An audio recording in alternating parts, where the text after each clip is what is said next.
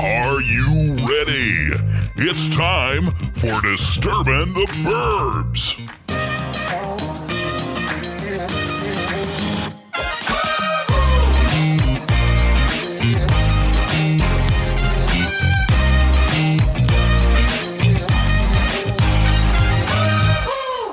Hey everybody, welcome to Disturbin the Burbs. I'm your host, Jen Sharon. And I'm Jim Sharon. Guess what? What? It's Disturbin the Burbs 1 year anniversary. We made it through the first year. That's a big deal. It is a big deal. I'm proud of us. Yeah. And I wouldn't have wanted to do it with anybody else but you. Well, that's nice. It's been a lot of fun. I am pretty cool. Have you? Yes, you are. Very cool. Have you had a good time doing it over the last year? I have. It's not something I expected to ever do, but I've really had a good time with it. Awesome. It helps that you do all the work. Well, there's that. Do you want to do it for another year? Well, yeah. Okay. I don't know what's in store for us. We don't have any plans. Well, we've talked a little bit about potential We have, episodes. But most of the time we kind of fly by the seat of our pants. Accepting potential topic ideas from our audience. Sure. Yeah. If you want to send in a topic idea for us, you can email us at disturbintheburbs.com. We make no promises. Yes. You can call our hotline at 206 800-6405. I pulled that one out of my ass. Nice. Can you believe it? I do not have I that remembered memorized. that one. Yeah. But we've got a good show lined up for today. We've got a lot of stuff to talk about. Excellent. We've got some additional ghost story interviews to play for you guys. Worthy of a Halloween anniversary. Yes, a Halloween anniversary. We started last year on this very day, Halloween. Mm-hmm. So strap in, folks. This is going to be a big one. Yeah. Are you ready? Should be big. Okay. Anyway, episode 22 was fantastic, right? It was a good one. A lot of great responses to our ghost stories. And like I said earlier, we've got more. Mm-hmm. We'll be playing several more ghost story interviews coming up later in the episode. So it's been a lot of fun interviewing the folks that we've interviewed and hearing about their spooky occurrences and all the spooky sounds that they've heard. What? It's just too bad that the only spooky sounds I've heard around here come from your ass in the middle of the night. Oh, bullshit. My life as your wife.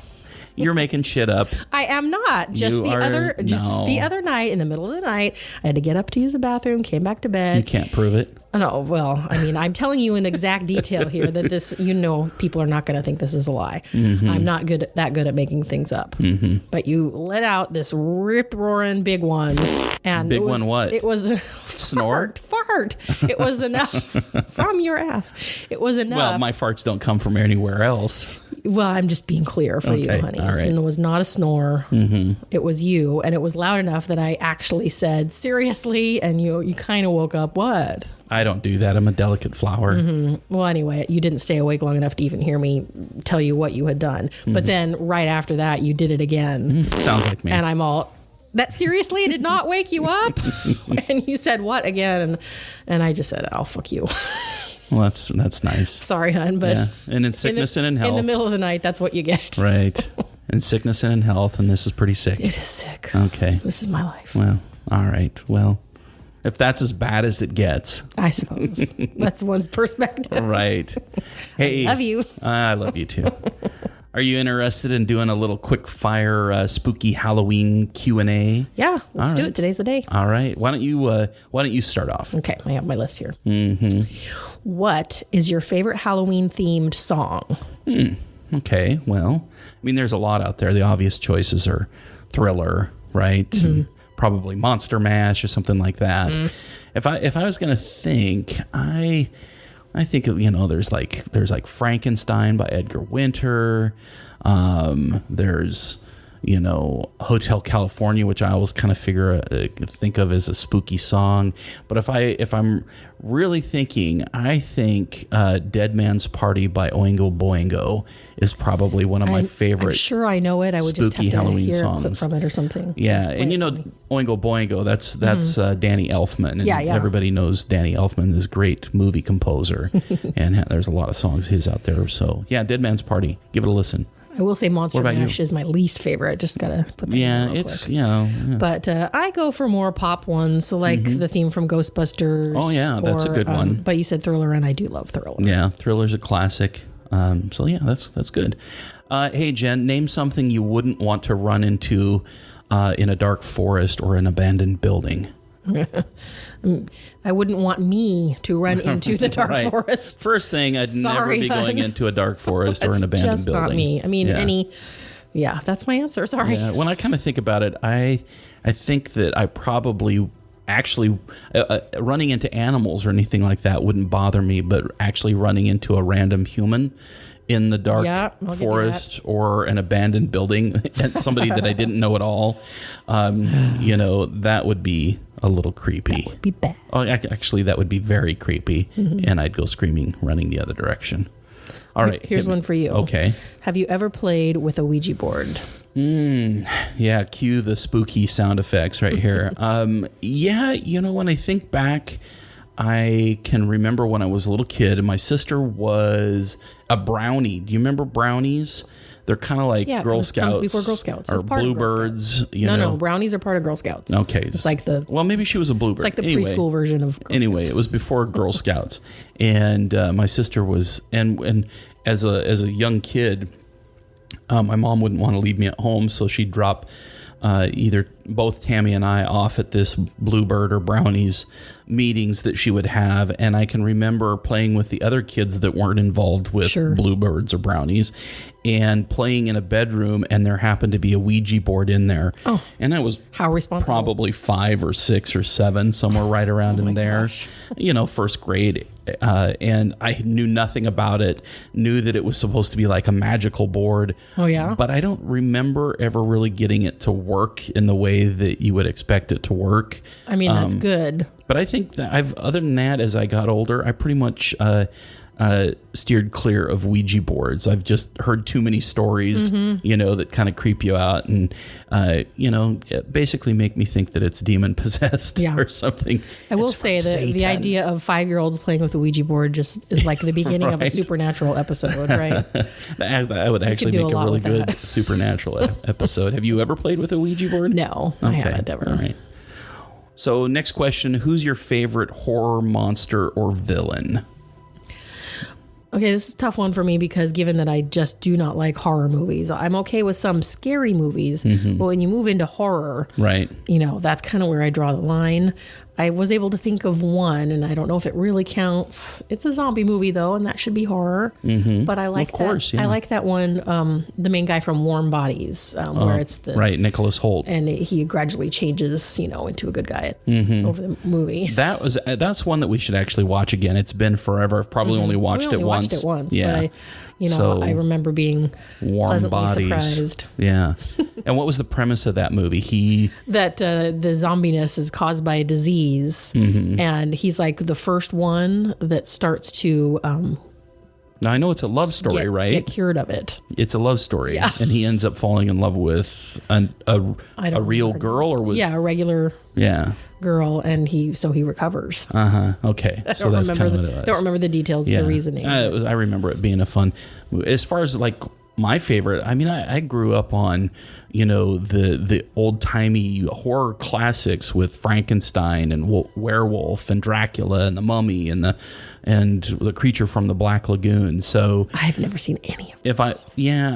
when I was a those kid, were old when we were little. right, I would spend the night at my grandparents' house, and there was a TV show on late at night that I would wake up for or stay up for called Creature Feature, and it had the old Vincent Price movies, The House of Wax, and the Hand. Remember the hand? that Yes. they nailed in the fireplace and set it on fire, and it No, I still don't came remember back that. to life. Oh, right. Yeah, I might and have so seen I that. remember all of those kind of old time movies from probably the 20s and 30s and somewhere 40s or something like I that. don't know. Yeah, but those are my favorite. Yuck. I still love those. So All anyway, right. Well, that's good. right on. So, what's the creepiest thing that has ever happened to you while you were alone? Well, we can go back to episode 1, and if you haven't listened to episode 1, where all the Disturbin the Burbs started, we talked a lot There's some about good creepy stories. shit, and there was some stories in there, and one of them happened while I was alone, and that would be that I literally felt like I had been levitated while I was sleeping or, alone in bed. I'm voting for you either had a fever or other reasons to feel lightheaded. I don't remember if I had been I'm drinking that skeptic. night or not, but anyway. Yep, that's pretty creepy. I did happen to be living in a house where the landlords, I was living in the basement and the landlords lived upstairs, and the wife was really into spiritualism and that kind of stuff. And so That makes it interesting. You could have been a side effect. It could have been legit. Yeah. Anyway. I don't know if I have an answer to this question. I mean, I grew up so sheltered, suburban girl, not really put in situations where you were alone. Where I was creepy in a creepy atmosphere. Right. I don't know. Okay. I don't have. Sorry, skip. That's fair. Pass. That's all right. Yeah. I would have much rather had that upbringing than some of the scary shit that I went through as a kid. And You've young got some adult. stories, man. Yeah. So if you were dared to spend the night in a haunted house, would you do it? I think you know the answer to that, honey. Would that be a big fat no? Yeah, that would be a fuck no. A fuck no. Okay. So that's not even a fat no. That's one. That's my strongest version of no. I'm kind of on the fence there. Yeah. I would let you go and do it on your own. I would never do it on my own. Yeah. Well, okay. So with other brave friends. Invited with a group of, say, 12 people to go sleep in. So you're the 13th? No, honey. No, I'd be one of the 12. I would probably go do it because, there's some sort of power in numbers. Yeah, okay. But I was just actually watching a show or going over the synopsis of a show last night that was on TV, and they were talking. Oh no, wait! It was the murder house from American Horror Story. So I don't watch all American Horror Stories, but apparently there was one called The Murder House, and at one point, they have those EVP machines. Yeah. They recorded up to 800 different entities in the basement. And there's people like right now and even tonight that are sleeping in that basement. But anyway, 800 versus 12. I don't know if that's good odds. So. Well, no, exactly. And you always see these shows where, yes, there's a whole group of people, but one by one they get picked off. Right. So I'm not going to put myself in that situation. All right. Next question. Okay. Sorry. Yeah. So do you ever see figures in your peripheral vision? I can say yes to that, and even recently, because if you'll remember, we took a trip recently around Labor Day? Yeah, Walla Walla. In Walla Walla, and we were staying out at a farmhouse of some friends. Yes. And I think you'd already gone to bed, and I was sitting out on the porch with our friends and drinking, kind of wrapping up the evening, telling stories. And out of the corner of my eye, I could have sworn that I saw a black figure come up the stairs. Crap. Like just a kind of a smoky. Actually come up the stairs. Yeah, just kind of whoop. And, I'd been drinking and whatnot, and it was dark out, and I didn't think much about it, and I just talked myself out of it being anything serious.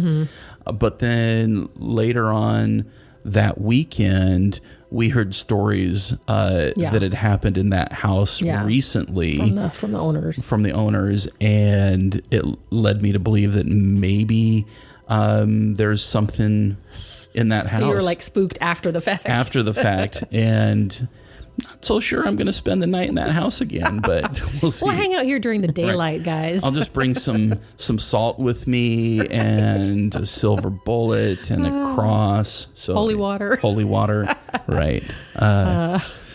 Okay. Have you ever seen anything in your periph? I don't think so. I don't know if maybe it's because I have too much skepticalness in me. You're not an empath, in other words. Apparently not. At least not in the ways of the supernatural. But I can't recall any situation like that. So. Sure.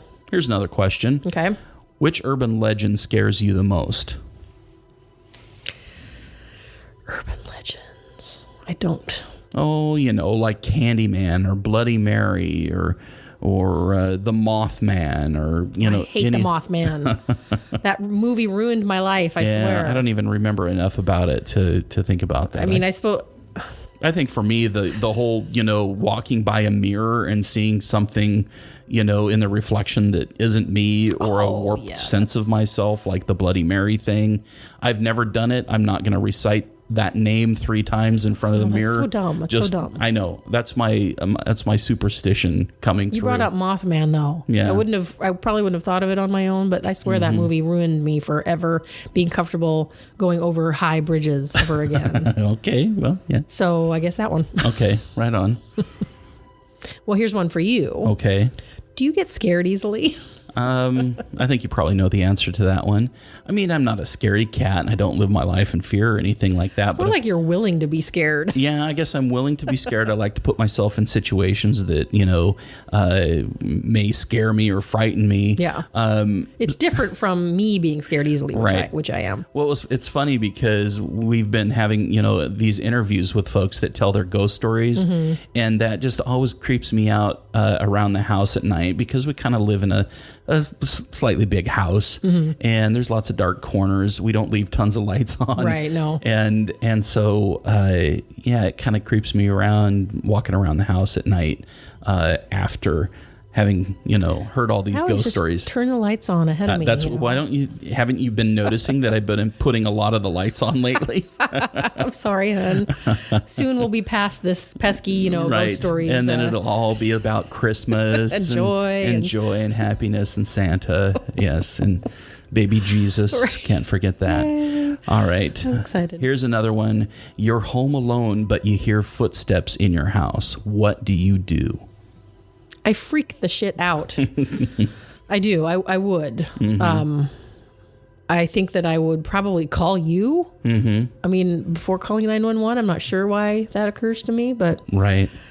I would just want you to. Would you look around at all? Would you, if you were sitting and, say, watching TV? I actually kind of had that situation. I don't know if it was last year or what, but where I was up late or I was maybe even during the day, I was watching TV and I had been certain that you were not home. I don't know why. I just thought you weren't home. And then you were apparently home, moving around upstairs. And then I just sat there in my seat looking over to watch you appear at the bottom of the stairs to make sure, I mean, who is that? Because I really... Did I ever show up? I had been, yeah, it was you, but I was like, I looked at you and said, thank God. I thought for sure you weren't here. Why did I think that? And it was awful. But the notable part is that I kind of froze in place and I didn't go anywhere or do anything, just like save myself. That's interesting. I don't know. All right. Well, so you let yourself get scared. Yeah, that's true. All right. Well, what about you?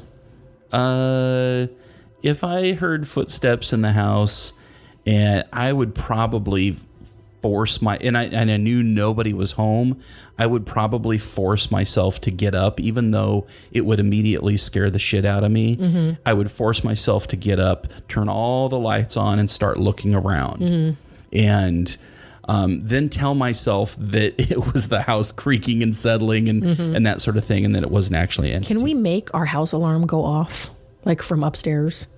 I don't. That's something we'd have to reset it. We'd have to undo it and then set it as a way, right? Right. So something, but if it was an entity of some sort, it probably wouldn't trigger the motion sensor. I don't know. Yeah.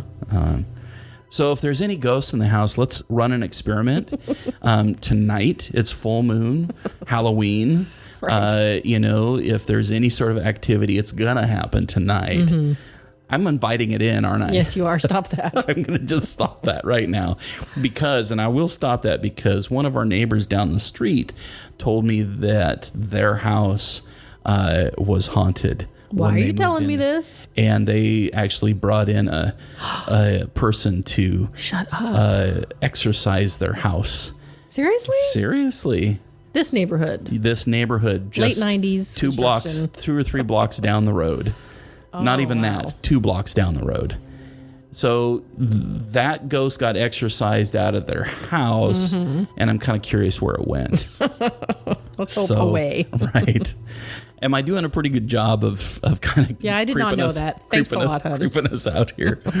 All right, well, here's another question for you. Would you ever go to a graveyard at night?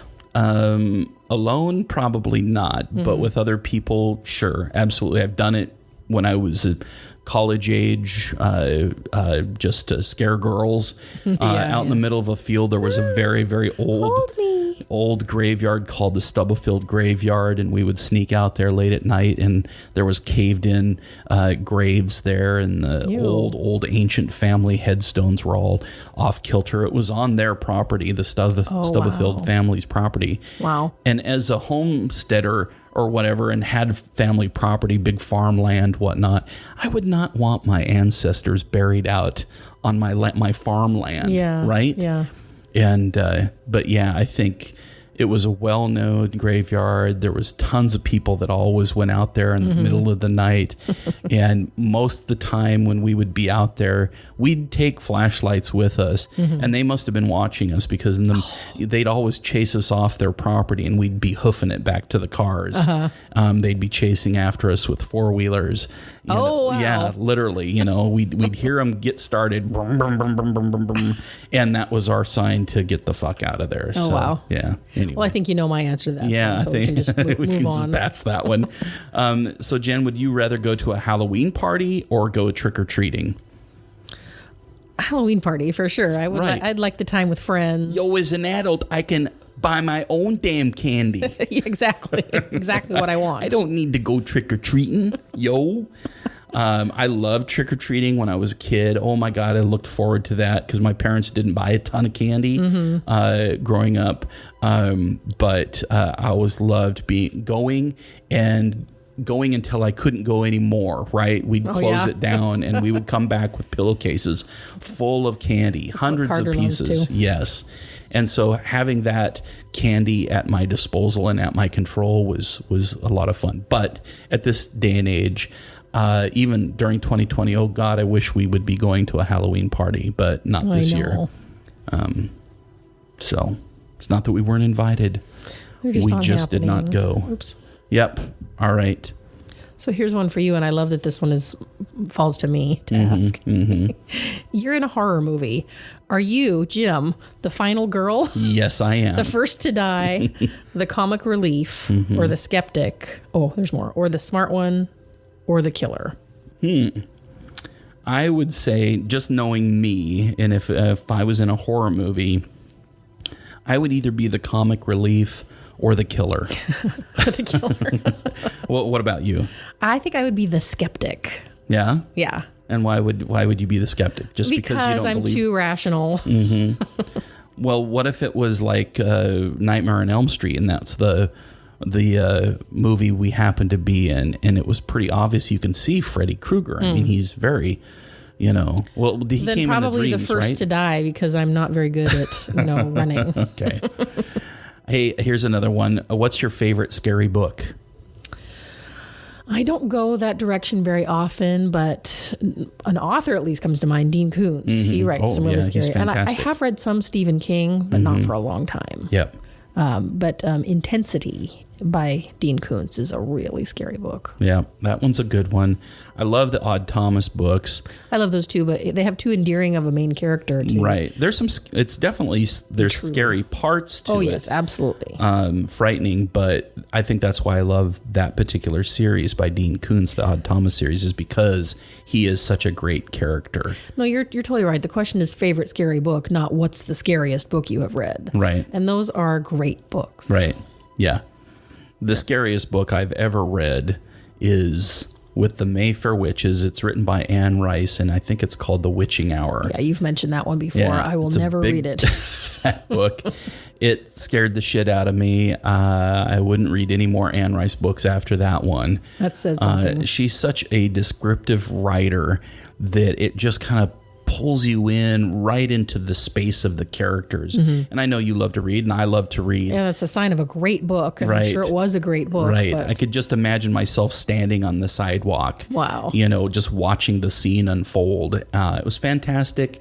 But again, and I'm never going to do it again. yes, that was one that I could barely even read at night because, just my own superstitions and my own little, hair raising on the back of my neck. I couldn't do it. I get it. I think I might have actually put some lighter fluid and burned that book on the back. Oh, seriously? No, I didn't do that. It's probably still up on the shelf, but that would be interesting. bound with chains and a padlock, but with a binding spell on it. Right, with the binding spell. Okay, next question. Okay. How old were you when you saw your first horror movie? Well, like I had mentioned earlier, I used to spend the night at my great-grandparents' house and watch Creature Feature.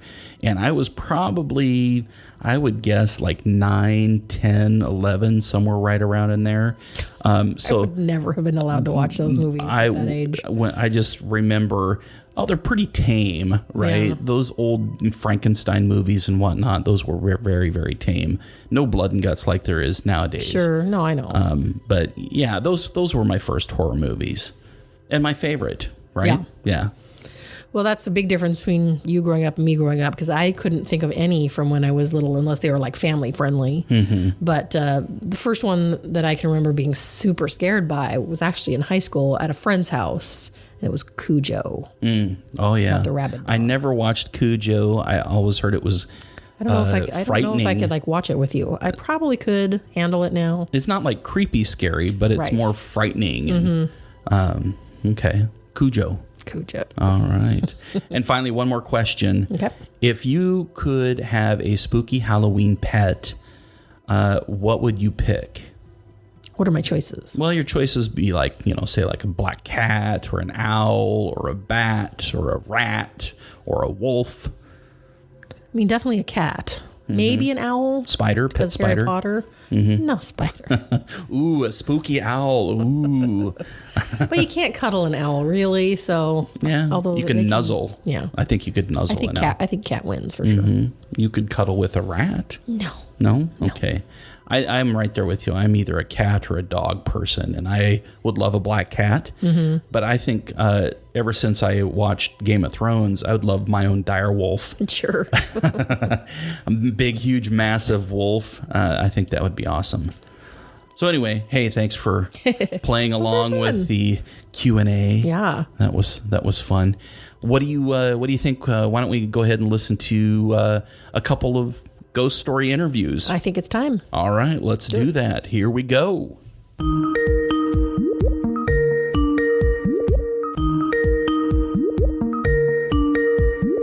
And we're on. Welcome to the podcast, Jessica.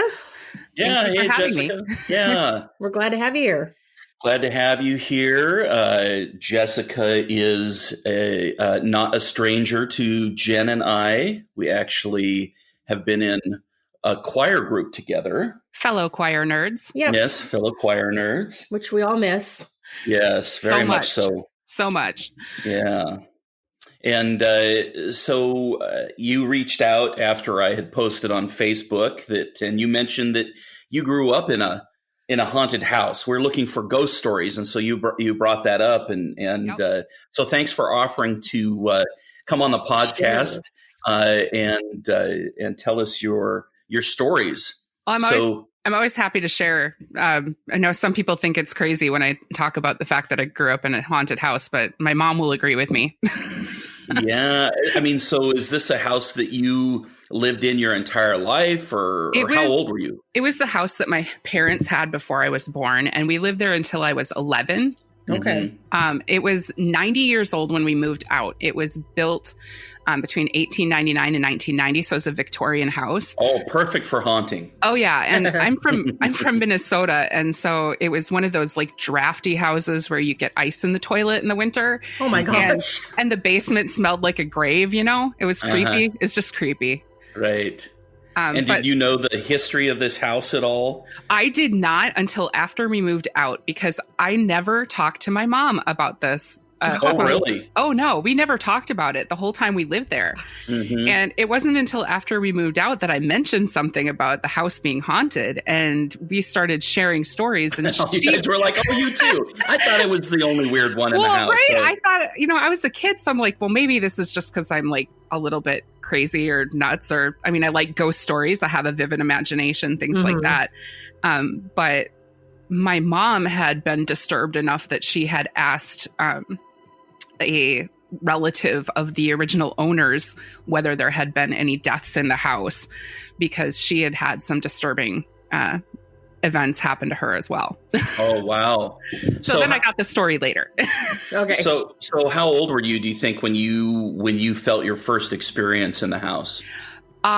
Probably very little. I don't remember like kind of not being aware that there wasn't something weird and sometimes creepy that would go on in the house.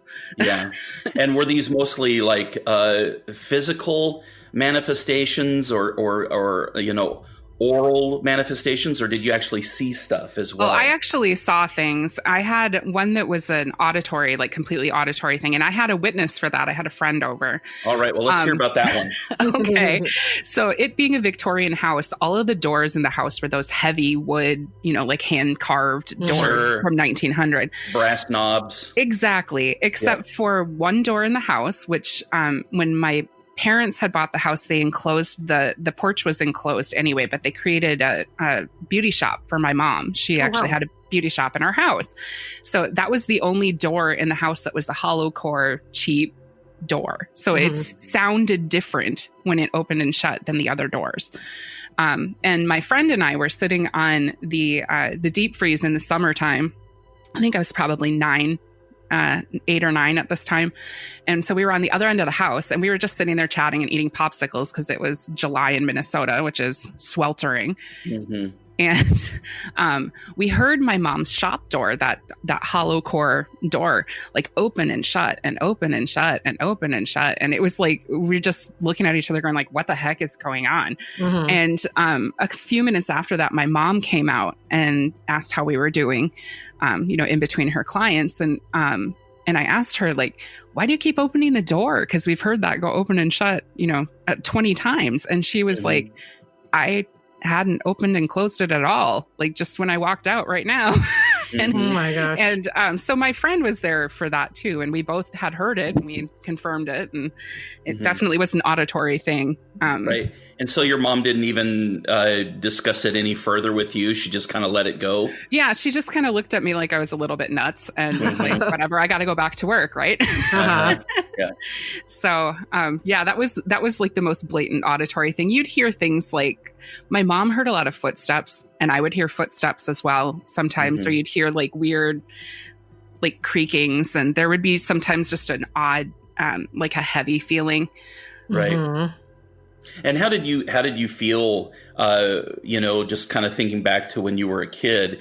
I mean, did you feel like it was a negative force, or did you remember feeling creeped out, or did it just seem like routine? Like, oh, okay, that's happening in the house, and we'll just go along our daily duties, and you know, a little bit of both. I mean, it was definitely creepy. It wasn't she was not a benign presence, but she wasn't particularly hostile either. She just seemed, you know, the attitude you get from a teenager where they just kind of like are negative. Yeah. Yeah, we have one. Yeah, me too. It was kind of like that. Like it was just sort of this negative feeling that would happen. And right. Ironically, I get chills when he gives me those negative stares. So it's probably the same thing as a you know, benevolent being. Yeah, it's like the ghost was just saying, no, you, over and over again. Right. But no, I do remember being a kid and being afraid to like get out of my bed at night because I was afraid that there was something under my bed that would grab me when I came out, or, you know, so I do imagine if you guys had talked about it and confirmed that you all were experiencing this stuff, you might have actually felt more scared. Yeah. Yeah. Well, the time that I saw her was the time that I told my mom about. And that was when she told me about the background of the house. So I hadn't known before that. And I didn't talk about it for probably a year after it happened. So I was probably about 10 when that happened. And what happened was I was in my bed reading in the evening, and I had a mirror that was like up above my bed. My bed was against the wall. And through the mirror, I could see inside my mom's room because the way the angle of the reflection. And I saw this white mass like floating above my mom's bed. Ooh. And it sort of coalesced into the shape of a woman in a long Victorian dress. And it was just all white. And I saw her like floating kind of above. And then I saw I saw this in the mirror, and I looked like in the room and I saw nothing. And I looked back in the mirror and I saw her again. And I looked back in the room and I saw nothing. And I looked back in the mirror and I saw her start to like rotate upward like she was standing. And that was the point when I put the blanket over my head and cowered in fear. Oh, yeah. I would need to change my sheets after that one. Yeah, that was terrifying for me. Oh, I can imagine. And so were you so terrified that you just couldn't make any noise? Yeah, that's usually what happens, right? You freeze up. And when you're faced with something of terror. And did you say your mom was in the bed at the time? She was not. She was downstairs. So it was just me upstairs. And so when I finally told her about this, which was around the time that we moved out of the house, shortly after, she just turned white as a sheet. And she told me that she had talked to, the relative of the original owners and asked them, because she had heard footsteps often coming up the stairs and walking to her bed. And she said she could feel somebody standing there looking at her, but that she never had the guts to open her eyes. She would just pretend like she was sleeping. Oh, wow. Wow. And so she had asked this person who was a client of hers in her beauty shop about the house and whether anybody had died there. And she said, yeah, there have been 2 people. And she said, one was somebody that died of an aneurysm in the living room. And so both my mom and I were like, that's not it. Because none of the things centered around the living room. And, right. And she said the other person was a girl who was a teenager. She was apparently 16, 17 years old. And she fell out of the car back when they had the suicide doors on the cars in the early 20s. Apparently she fell out and she got run over by the car and she had died. Jeez. And at that time, they didn't have like funeral homes and things like that. So they laid her out in the spare bedroom in the house, which turned out to be my mom's bedroom. Oh, wow. And so when my mom told me that, then I was like, oh, that makes so much sense. Like, I understand that now. Yeah. Wow. That is creepy. It was a creepy experience. And we had a lot of like, the cold spots and just the weird feelings. And you feel like you're being watched and that kind of thing was very common. Yeah. And then, as an adult, now that when you look back on that, it probably made complete sense knowing what you know now, of why you felt that way. Probably when you were a young kid and a preteen, you didn't exactly realize, what those manifestations were. Cold spot's a cold spot. Right. Especially when you're at a drafty house in Minnesota. Right. You probably weren't thinking, oh, there's a ghost. Just walk through a ghost.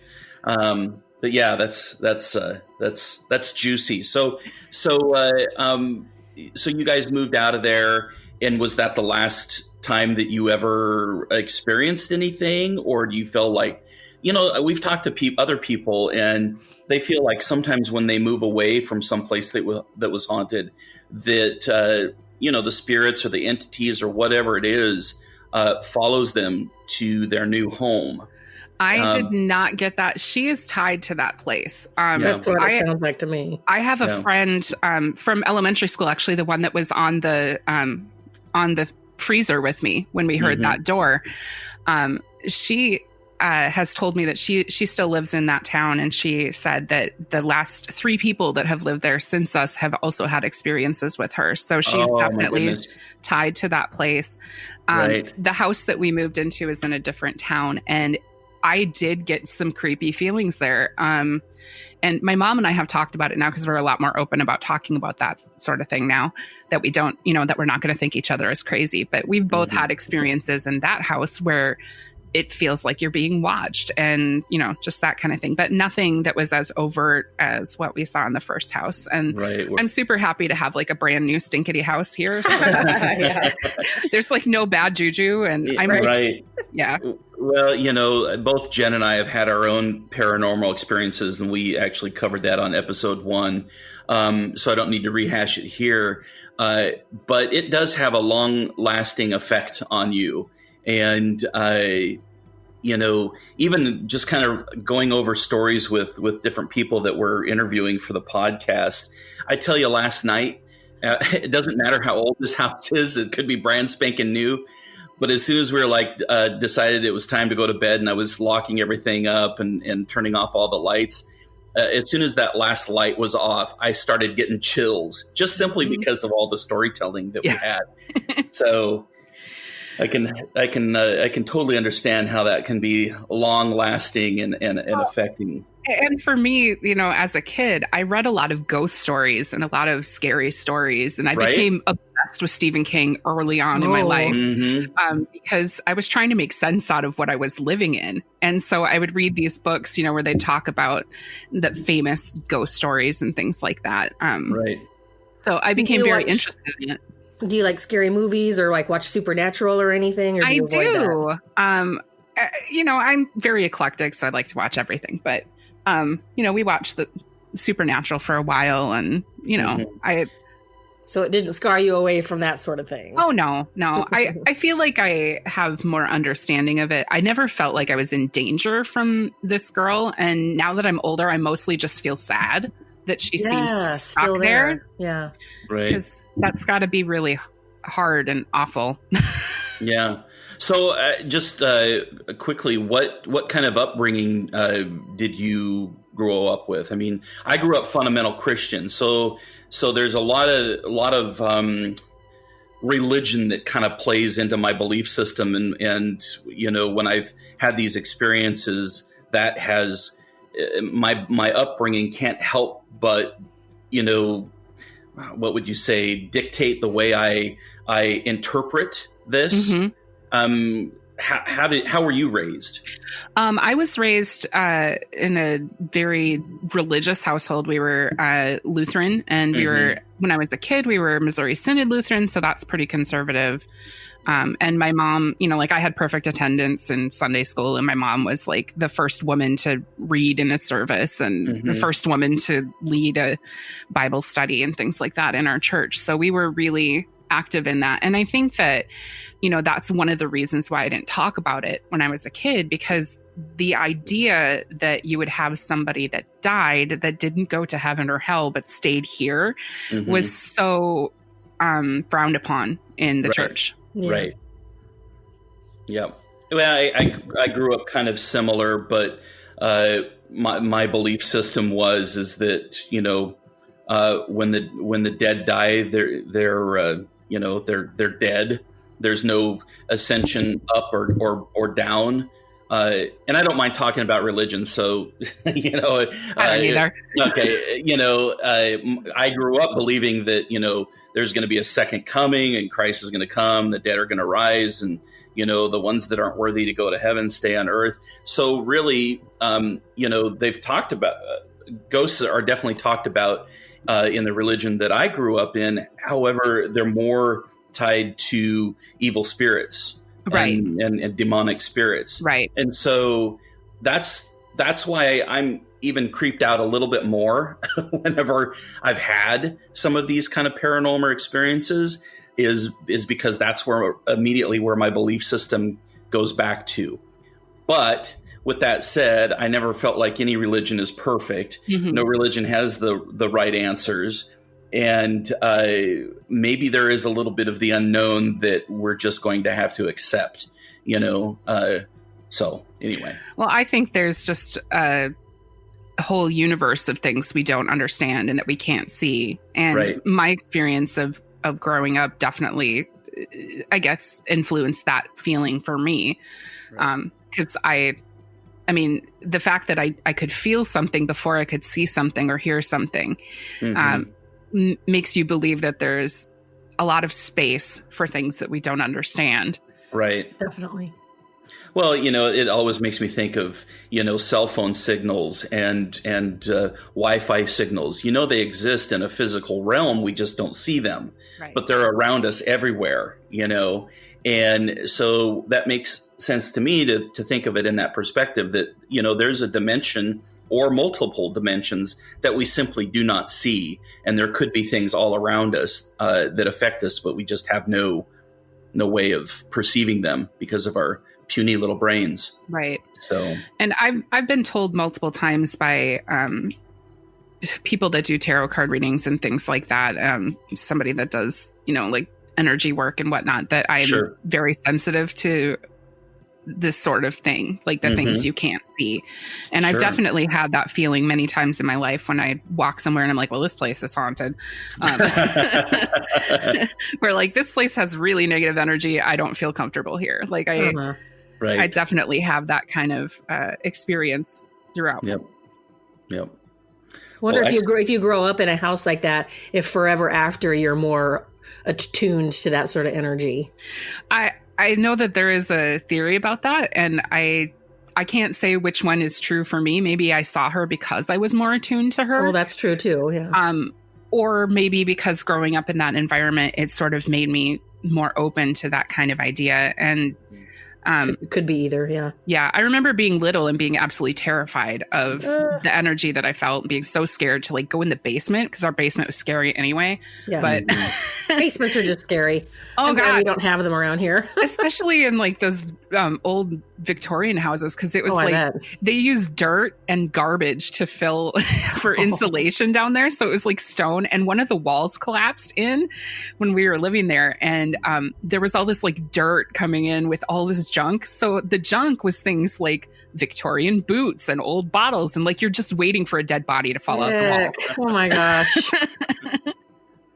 Oh, hey, and there might be some sort of energy tied with those items that were used as garbage in your insulation. So you never know. That is absolutely true. Maybe it was one of her shoes. Yeah, you never know. All right. Wow. That was a good one. Yep. Well, thanks for taking your time out this morning on your lovely Sunday morning to chat with us, Jessica. Well, thank you so much. It was very fun. It was fun. And let's try to get together in person as soon as we're allowed. Yes, please. We'll do Karaoke someday, please. Yes. All right. Thanks again. We'll talk to you soon. Sounds good. All right. Bye. Bye-bye.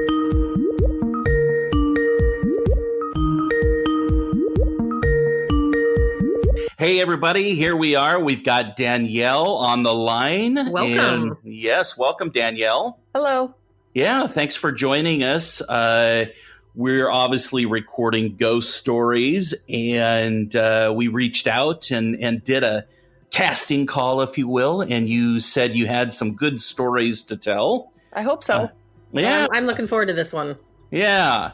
While we were talking online, you mentioned that you happen to work at a bar next door to Kel's Irish Pub. What's the name of your bar that you work at? It's called Sonia's. Sonia's. It's been there since 1980. 1980. And I've actually never been to Sonia's. And No. how do you get to that? Is it through Post Alley or? So Kel's is through Post Alley, but Kel's is 3 stories tall, technically. On one, the back bar side is 3 stories. The front bar side is only 1 story. So technically, I am on the 3rd story, but you Which access is the street it side. exactly. So you Okay. access it through First Avenue. Got it. Got it. And for those of you listening that aren't from Seattle, doesn't matter. It's, We can picture it. we can picture it in our heads. And, just to give the listeners a little bit of background, Kel's Irish Pub is probably one of the most haunted pubs in the Seattle area. And Yes, so sir. you're right next door to that, and you had some compelling stories of your own being based where you're at. Oh yeah, it's wild. Cool. So let us know what have you experienced?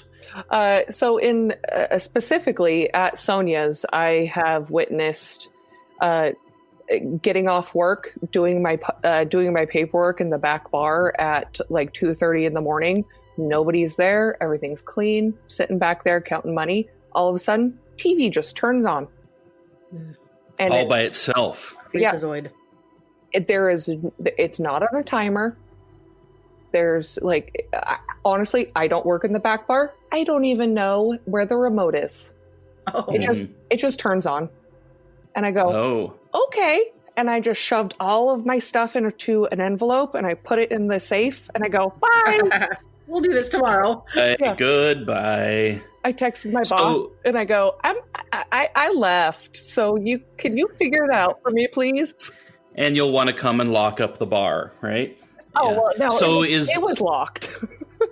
So so for those of you that don't know, Kells used to be a mortuary, and I believe it's on their third floor is where they would keep the dead bodies, if you will, and that seems to be where a lot of the paranormal activity happens. So, is your back room and Sonia's kind of butting up next to that area, or where are you in proximity? It is directly in the front bar. So where so the third floor of their backside is directly next to the front bar. And a couple years ago, actually, there was a fire, and I was the only person in the building. And all of a sudden, I was like, "It smells like smoke. What's happening? What's happening?" And all of a sudden I look up and I see all this smoke coming out of, like, there's this vent at the very top, and all of this smoke is billowing out. And I was so weirdly calm. And I just went, okay.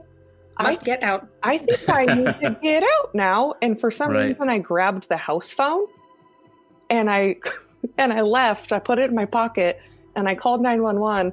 And then later on, we like after everything was said and done, and they let us back in the building, we were like, that vent used to be the chimney chute from where they burnt the bodies. Oh man! So was it was a crematorium as well? So they did their own. Oh wow! Yeah. So I was like, so was there fire? Did they find fire? Oh, it was wild when I walked out the door. So it, like, if you're looking straight at Sonia's right next door, where the back door of Kells is, it's like this little alcove, and the owner's daughter had opened up the back door, and there was flames shooting out the door. Oh wow! And I was like, oh my god, oh my god, oh my god, oh my god, what is happening? What is happening? And I'm on the phone with 911, and they're like, "You're not the first person to call. We'll be there. We promise." Oh my gosh. It was terrifying. And it happened to be under 32 degrees that day. So all of the water that they were spraying completely froze the street. It was awful. Wow, I don't even remember hearing about that one. Oh, I was on the news. It was terrifying. The news was terrifying, or the fire was? Both. Both. So have you experienced anything else there in the bar besides the TV turning on? Or we have a wall sconce that just fell off the wall randomly.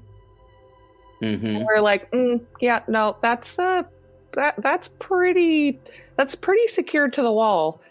And then also when I stand at the cash register, I can see into the dish pit, and every once in a while, like out of my peripherals, I can see like a man standing in the dish pit, and then I look, and then I look back, and he's gone, and I'm like, okay, all right, that's not okay.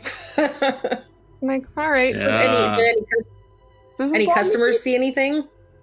Yeah, actually, the other day, we had a couple. We since COVID, we have a bunch of plexiglass everywhere. So like the bar is covered in plexiglass. There's plexiglass partitions between every single table. And there was 2 people sitting at table 1 right next to the bar. And there was a glass of water on the corner of the table, like not too far to the corner where it could just like fall off. It was like 6 inches down, and it just went flying across the room. Oh man. And then a good friend of mine happened to be sitting at table 2, and he was sitting on his laptop doing work. And he goes, "I saw that." Wow. So you've got confirmation that paranormal activity is happening. Oh yeah. Yeah, that's pretty good. I can't remember whether I told you that I have some friends that have done the Halloween ghost hunt at Kells, and they've got recordings in the static, and you can hear a name being said on the recordings, and the name is William. you'll just hear kind of this whisper of William Ooh, on these creepy. Evie. And so she sent me the recordings, and so we're going to try and get them on the podcast. Hopefully I'll be able to play them. Sounds like we should. They're on Halloween. They should do both sides, Right? Sonia's as well. Exactly. Have you had any ghost hunters come into Sonia's as well, or No. no? Yeah. They're missing a. Yeah, they're missing out because it sounds like it extends over into Sonia's bar. Agreed. So you guys you guys are open during the pandemic? We opened 1 month ago. 1 month ago. Sounds like you and I, Jen, will have to go down to Sonia's and enjoy a lovely beverage and see if we can experience something for ourselves. As long as it's during the daylight, I'm good with that. All right. Well, I only work during the day, so please do. Okay. Yeah, we'll definitely come down there looking for any excuse to get out of the house. Yeah. Now, Danielle, you mentioned that you had another story when you were, I think, a teenager at an ex-boyfriend's house? Yes, exactly. So I wrote it down so that I could be like quick and like concise about it. Can I just read it? Sure. Oh, absolutely. Go for it. Okay, awesome. So what I wrote was, it was the summer of 2005. I just graduated from Snohomish High School. So you're youngin'. Oh yeah, What was that, hun? I said you're a youngin'. Yeah, I know. Well, not really. I'm almost 34. Okay. Oh, so old. Time flies. Go ahead. Sorry, I'll quit interrupting. No, that's okay. Oh, actually, let me say this real quick. I was just listening to your episode number 4, and somebody said that their favorite restaurant in Snohomish was Fred's, and that was my first job. Fred's River. Oh, nice. Fred's Rivertown Ale House was my first job. Ale House, yeah. Yeah. That's cool. Do you recommend? I mean, I liked it then. No, that was it's kind of vague. Good. No, it's still good. It's still good. They have 34 beers on tap. Oh, okay. Yeah. Okay. So I'll start over real quick.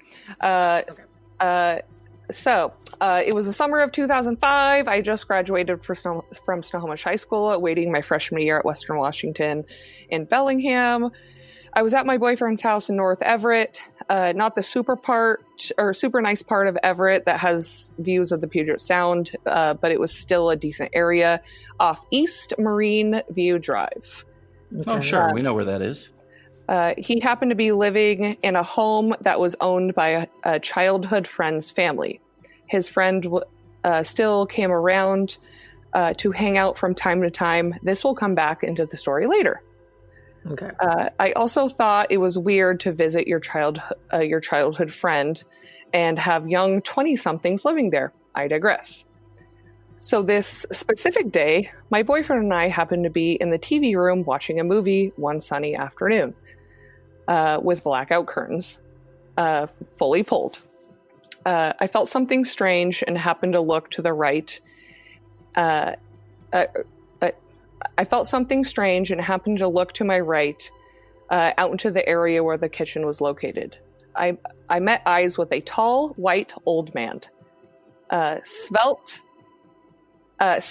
you might call him. Gray trousers, white button-down collared shirt, very shorn gray hair, no real expression on his face.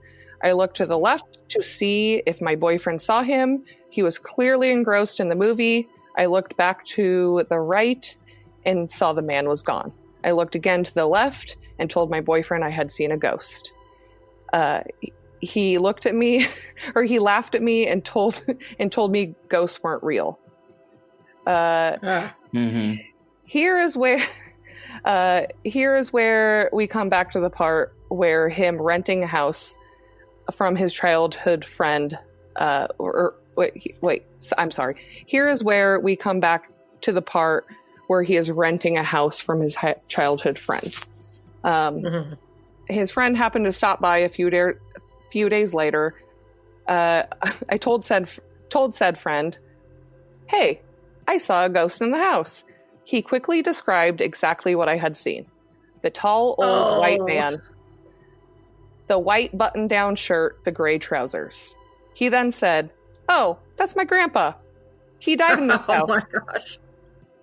Oh, he died in this house? Yeah. Oh, wow. Yeah, he died in this house. Was your boyfriend He probably hearing just this? wanted it. Oh yeah, and he still just laughed at me. And going back on it, he was a total dick.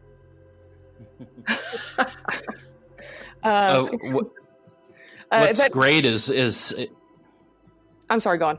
I was just gonna say what's great is that you were able to see such description. I mean, from the, a lot of times when people see a spirit or something, they just kind of see a white shape. You're actually seeing a collared shirt and closely shorn hair. So the apparition must have been fairly strong, in order for you to see such detail. Oh, for sure. I thought that there was actually somebody in the house. That's why I looked to the left and I was like, is your, because I had never met his parents at the time. So I was like, is your dad here? And then I look over and I'm like, they're gone. Okay. So how long had what did you say it was a grandpa? Uh-huh. How long had he been passed? I mean, was it a long time ago or was it fairly recent? Well, I don't know for certain, but when he was describing it to me and he was like, "Oh, don't worry about it, he's a nice guy," he just probably wanted to know what movie you're watching. I was like, okay. And then he elaborated further and was like, when I was growing up in this house, my grandpa lived with us, and it was one of those houses that have it almost has what do you call it when it has a level above the living room that has a banister that you can look down, like a loft. Kind of, yeah. So it had one of those, and he was telling me, he's like, "Oh yeah, my bedroom was upstairs, and Grandpa used to have a rocking chair up there. And after he passed, I would be going up to my bedroom, and his rocking chair would just be rocking back and forth." He goes, and I just... It's kind of sad, actually. A little. That he's still there, I wonder if he's still there for whoever's living there now. Well, that's funny that you say that, because when I was telling my mom this story the other day, she goes, "I wonder why he's still there.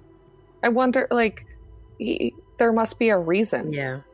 Yeah. Sure, yeah.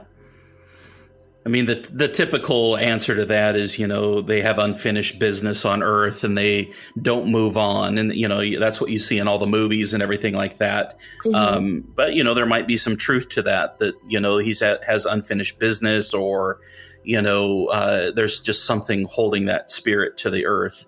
Totally. So, yeah, very interesting. So have you had... more experiences, or are these just been kind of isolated incidents that you've, some folks that we've talked to, it's like, oh yeah, I experience stuff all the time, my entire life. It's gone on and on, or but for you, has it been just kind of these few instances, or do you feel like, You're sensitive? Yeah, you're sensitive to this kind of stuff and feel, paranormal things frequently? I think that I am sensitive, but I don't think I frequently actually visually see it. I think that I feel it. I feel it more than I see it.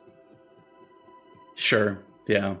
And I think that's probably the more typical reaction that we find, that people end up feeling like the cold spots, or, they get the hair that raises on the back of their neck, or, or they feel wind when there's no wind blowing, or they walk through a cold spot or something like that. Exactly. That's more typically of what we hear. So yeah. Yes, very, very interesting. Well, do you have anything else that you'd like to share with us, or are those the two big stories that you had? Well, I guess I have one more if you have time. Oh, sure. Yeah. Lay it on us. Okay, so growing up, growing up in Snohomish, I had a friend who grew up in a really old farmhouse that was built in 1850, and it was, I think, 2002. It was we just decided to play with a Ouija board. And Jesus. whether people believe it or not,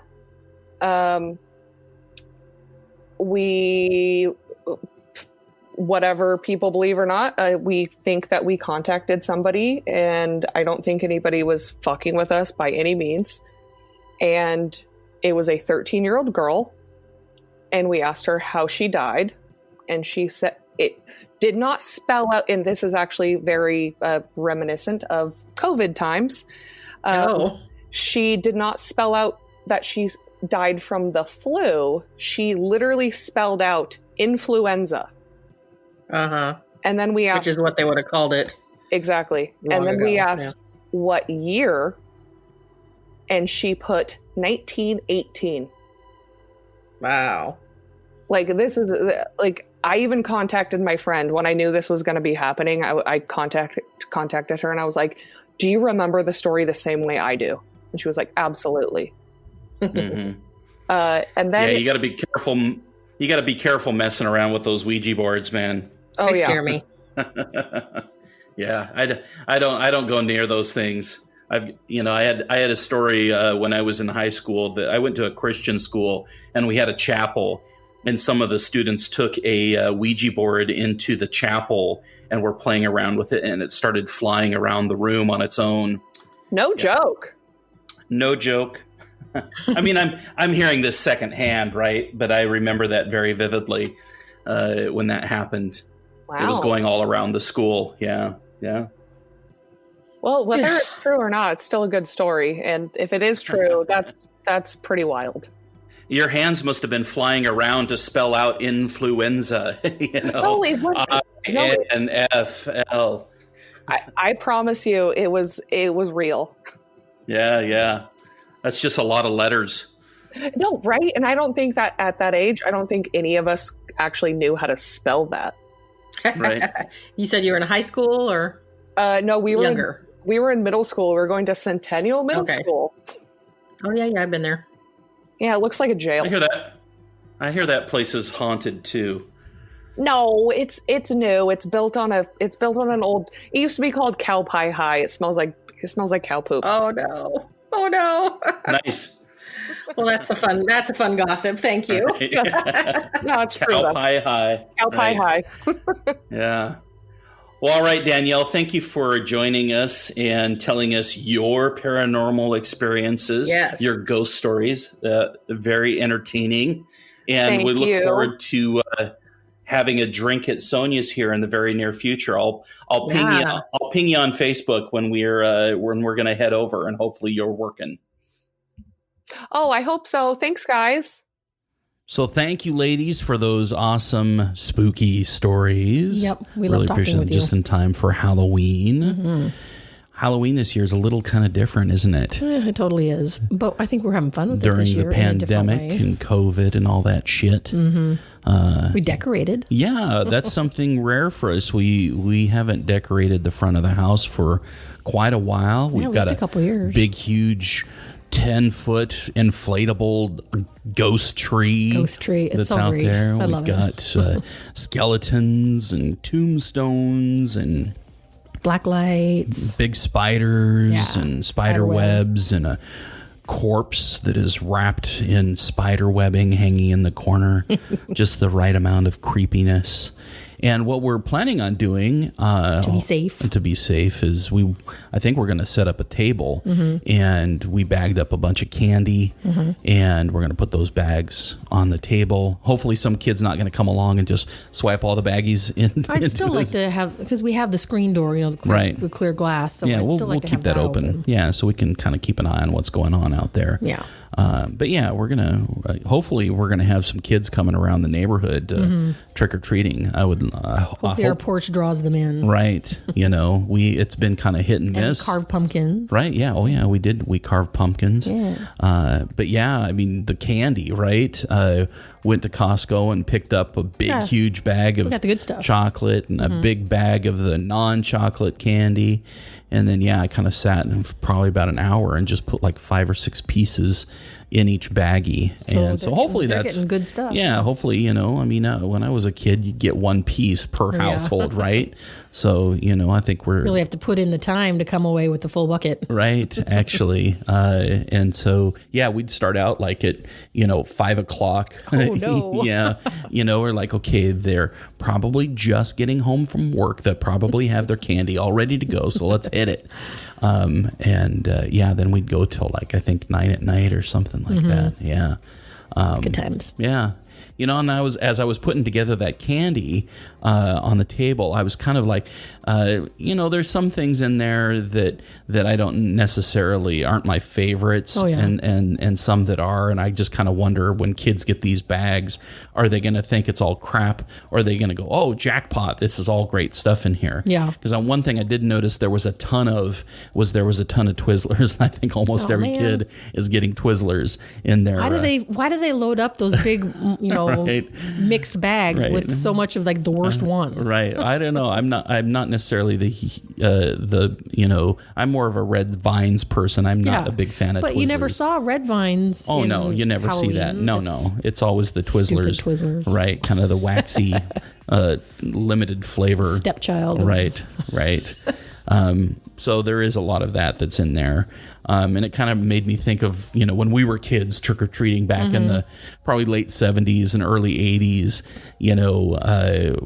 what kind of candy that we got. I mean, it's so long ago. I have to think back. Calm down with the so long ago crap. Well, it was. I mean, when you think about, if I say 1980, how long ago was that? That was 40 years. 20 years ago. Right.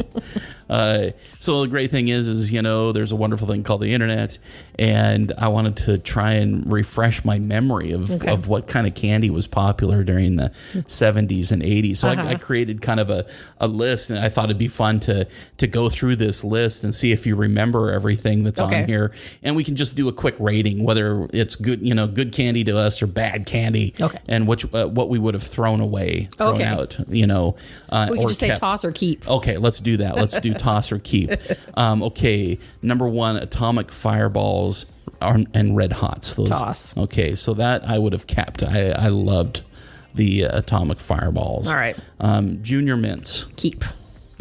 Yeah, I would have kept them at that stage. I'm not the hugest fan of the mixture of chocolate and mint nowadays, but I think back then so I was keep, probably... but potentially share with parents. Right. Okay, gotcha. And I remember getting candy cigarettes. No, I never... Did you ever get any of those? And they came in a box that looked like... I remember them, but I don't remember... Yeah, I can always remember at least every year I'd get at least 1 or 2 boxes of the little fake cigarettes. I guess I would have tossed. And we'd play with them, and I'd probably eat a few out of them, but then the rest was just garbage. Yeah. But anyway, I mean, do you want to go back and forth in this, or do you want me to just kind of read them all off? I'll read a few. Okay. Next one is pixie sticks. Yeah. That's a big yes for me, a keep. Yeah, I wasn't a huge fan of the pixie sticks. They'd probably be at the bottom of my list. I'd keep them. I wouldn't toss them, but not a favorite. Necco wafers. Ugh. Toss. Hard gets them. Chalk. Yeah, right.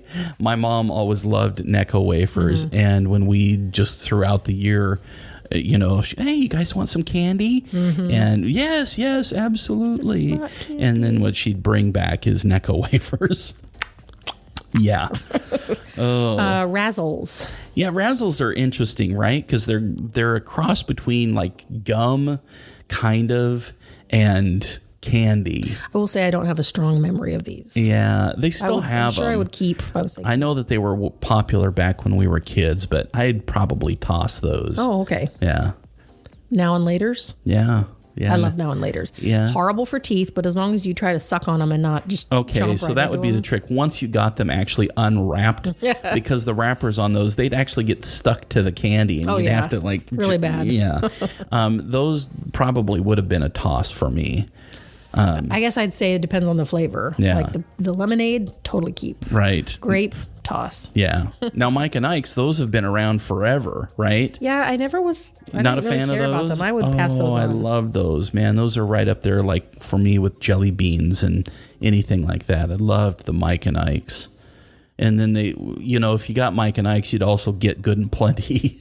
And those the pink and white and black those are the ones? pink and Okay, white I would ones, and they toss those and keep the Mike and Ike's in comparison. Yeah, I'd probably dump the Good and Plenties. Yeah. But then you'd also get Milk Duds too. Back then, I would have totally kept and loved those. Yeah. But they're bad for your teeth, really bad. Oh yeah, they're just chocolate covered caramel. Yeah. And the next one on the list here is, I remember getting a ton of these when I was a kid, but I think your house would get egged if you gave boxes of raisins. Little tiny boxes of the little raisins. tiny boxes of I raisins. remember getting that who too. gives that shit? Only early on. They kind of fell out of popularity because they were Right. too easy to open and they weren't sealed. And speaking of shit, this is more of a trick than a treat, but you remember getting like pencils or toothbrushes? Yeah, or the little religious pamphlet thingies. Oh yeah, the little tracts. Mm-hmm. That since you're out celebrating Satan tonight, here's a little Jesus for you. Yeah. Yeah. Nice. I remember those. Why don't you take it from here? Oh, lemon heads. Yeah. Those were a big favorite. I would keep those. And I love lemon savor heads. those. What about Boston baked beans? That should be on the list of the worst. Really? I actually really enjoyed Boston baked beans. I liked all those kind of little. Makes me think of burnt peanuts. Did you ever have those?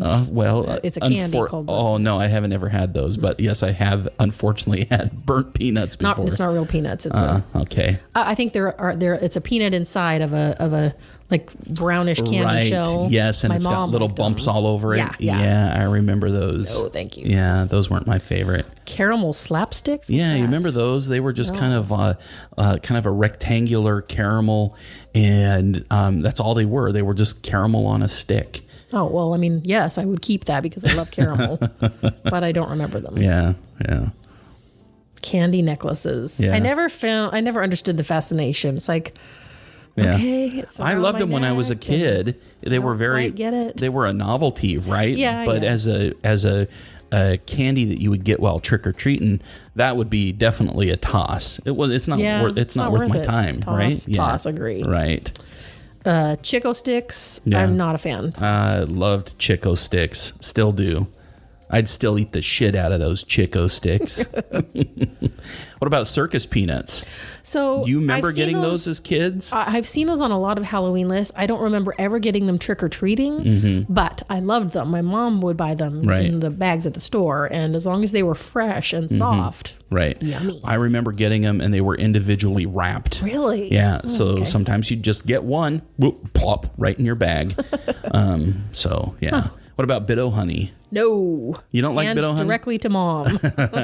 Those actually kind of grew on me. I think. I think originally I didn't like those, but I actually love Bit-O Honey now. Not a fan. Yeah. It's just like Tootsie Rolls. That's the next one. And Bit-O Honey and Tootsie Rolls, I feel similar about them. Really? I mean, I'll eat a Tootsie Roll if it comes with the When we're check at always the at restaurant. our when we're always at our famous 'cause favorite it's something. restaurant, Yeah. they always, when they give us the check, they But you go trick or treating and you lay out all your loot on the table, and it's like there's 70 million Tootsie Rolls. right. Well, what about the big like Tootsie Roll log? You remember Look like those? poops. Yeah. It's like it has little serrated segments in it, so it does look like a poop Howdy-ho. log. Howdy ho, Kyle. So that's a toss. Okay, so the Tootsie Rolls not so good. Yeah. Smarties. Yeah. Love Smarties. Now, these are on like so many worst lists, and That I is so just weird. don't understand it. Delicious. I love It's a Smarties, whether sour you sweet. chew on them or suck on them. That sounds naughty. Suck on Smarties. Anyway, I love them. I would but those eat are those all day great, long. Yeah, agree. Yeah, right up there with bottle caps. Remember bottle caps? Yeah, I could take those or leave those. Yeah. I'd keep. They'd be in my keep pile. Right. All except the root beer bottle caps. Yeah, I hated the gross. root beer bottle And if cap. there was banana, no banana. Oh, yeah. Yeah. And speaking of banana, Laffy Taffy. Laffy Taffy. No banana. Banana would be my least favorite, and that's the one you always get. Right. And when you buy the bags of Halloween candy and they're Laffy Taffy, you want to talk about their version of Twizzlers is the banana Laffy Taffy. There's so many goddamn banana Laffy Taffies in a package, and they're my least favorite. Yeah. I know. They must be the cheapest to make or something. It's so weird. I don't understand Why? that one. But they're a keeper for me for sure. Oh, okay. Yes, except for a banana, I Yeah. would keep left. Yeah. Anymore, I wouldn't eat them because they're so bad for your teeth. Did I mention bad for your teeth before? You keep on mentioning that. You're kind of focused on candies that are bad for your teeth. So we might as well just toss this whole fucking list out. Adult trick-or-treaters would be so much pickier than kids. Right, I guess. I don't know. I kind of would still eat the hell out of all of this. But Pop Rocks. Pop Rocks came up on the list. And I remember getting these as kids. Oh, and, yeah. And it's one of those kind of novelty things. Very much so. And because on the list here too is Zots. And if you remember Zots, there were these little hard candies that generally I would suck on them. And as you got closer to the middle, there was this kind of carbonation that it would start fizzing. This powder kind of. Yeah, this powder Those stuff. were awesome. I love those. And they were good. I don't even know if you can still get those or not. Yeah, but I don't know. I had totally forgotten about those. Pop Rocks is kind of right in that same genre. Although Zots were a little bit more sour Such a and fun invention. Right. But the trilogy there is Pop Rocks, Fun Dip, and Zots, right? Oh, Fun You Dip remember was such Fun a Dip? random. And they weird- still have that shit nowadays. And I don't understand I'd much it. rather have pixie sticks Right. than Fun Dip. Than taking a little hard candy and licking it and dipping it into the powder. That's just such a waste of time. Pain in the ass too. Right. That next one on the list was my prized possession. Yes. Every Halloween, I would probably get just a handful of Charms Blow Pops. Blow Pops were special. They were special. They had gum in the middle. I mean, I'm saying I think they still exist. I just don't see them as much. Yeah. They were far superior to their less superior cousin, the Dum Dums. I like Dum Dums. Do you like Dum Dums? Also, what about Tootsie Roll Pops? Oh, yeah. Whereas I would not love the Tootsie Rolls. Right. Oh, I love the Tootsie Roll Pops. Now, I would love getting those. And what's your favorite? So what's your favorite? Cherry. Yeah, cherry's good. Black cherry. Black cherry. And then there's raspberry. I love raspberry as well. I would eat that right now. Should we go out and buy some Tootsie Pops? Maybe No, not. we're on keto. Can't have that shit. I like Dum Dums too. So. Okay. Airheads, I love Airheads. Yeah, Airheads are really, really good. They're kind of up there with Laffy Taffy a little bit. They're a different texture and definitely different flavors. They're softer. I love them much more. I like Airheads, so I'd keep those. Yeah. Nerds are a big keeper. Yeah, big keeper. Love Nerds. What about Runts?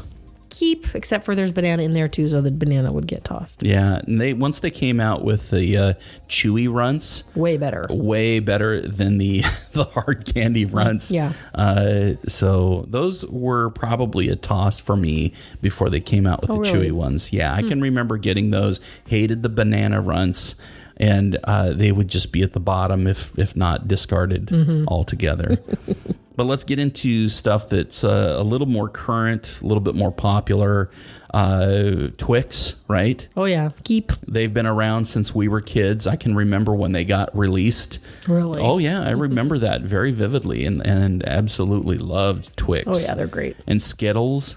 Oh, yeah. I remember when, and then Starburst that's right along with Love that. Starburst. All those are keepers. The one that people are on the fence about are Whoppers. How do you feel about Whoppers? It's kind of like Tootsie Rolls where you find yourself with dozens of them in your pile. It's like, okay, enough with the Whoppers already. I'll keep half of them. Right. And at work, when I was actually in the office, I would keep a bowl full of chocolate just to lure my coworkers into the office to say hi and whatnot. And it worked.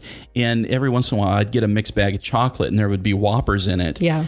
And Whoppers would always be the all that was left. Left. And then I would just take handfuls of them and put them on people's desks to get rid of them. You don't get fresh candy until these are gone. Until they're gone, right?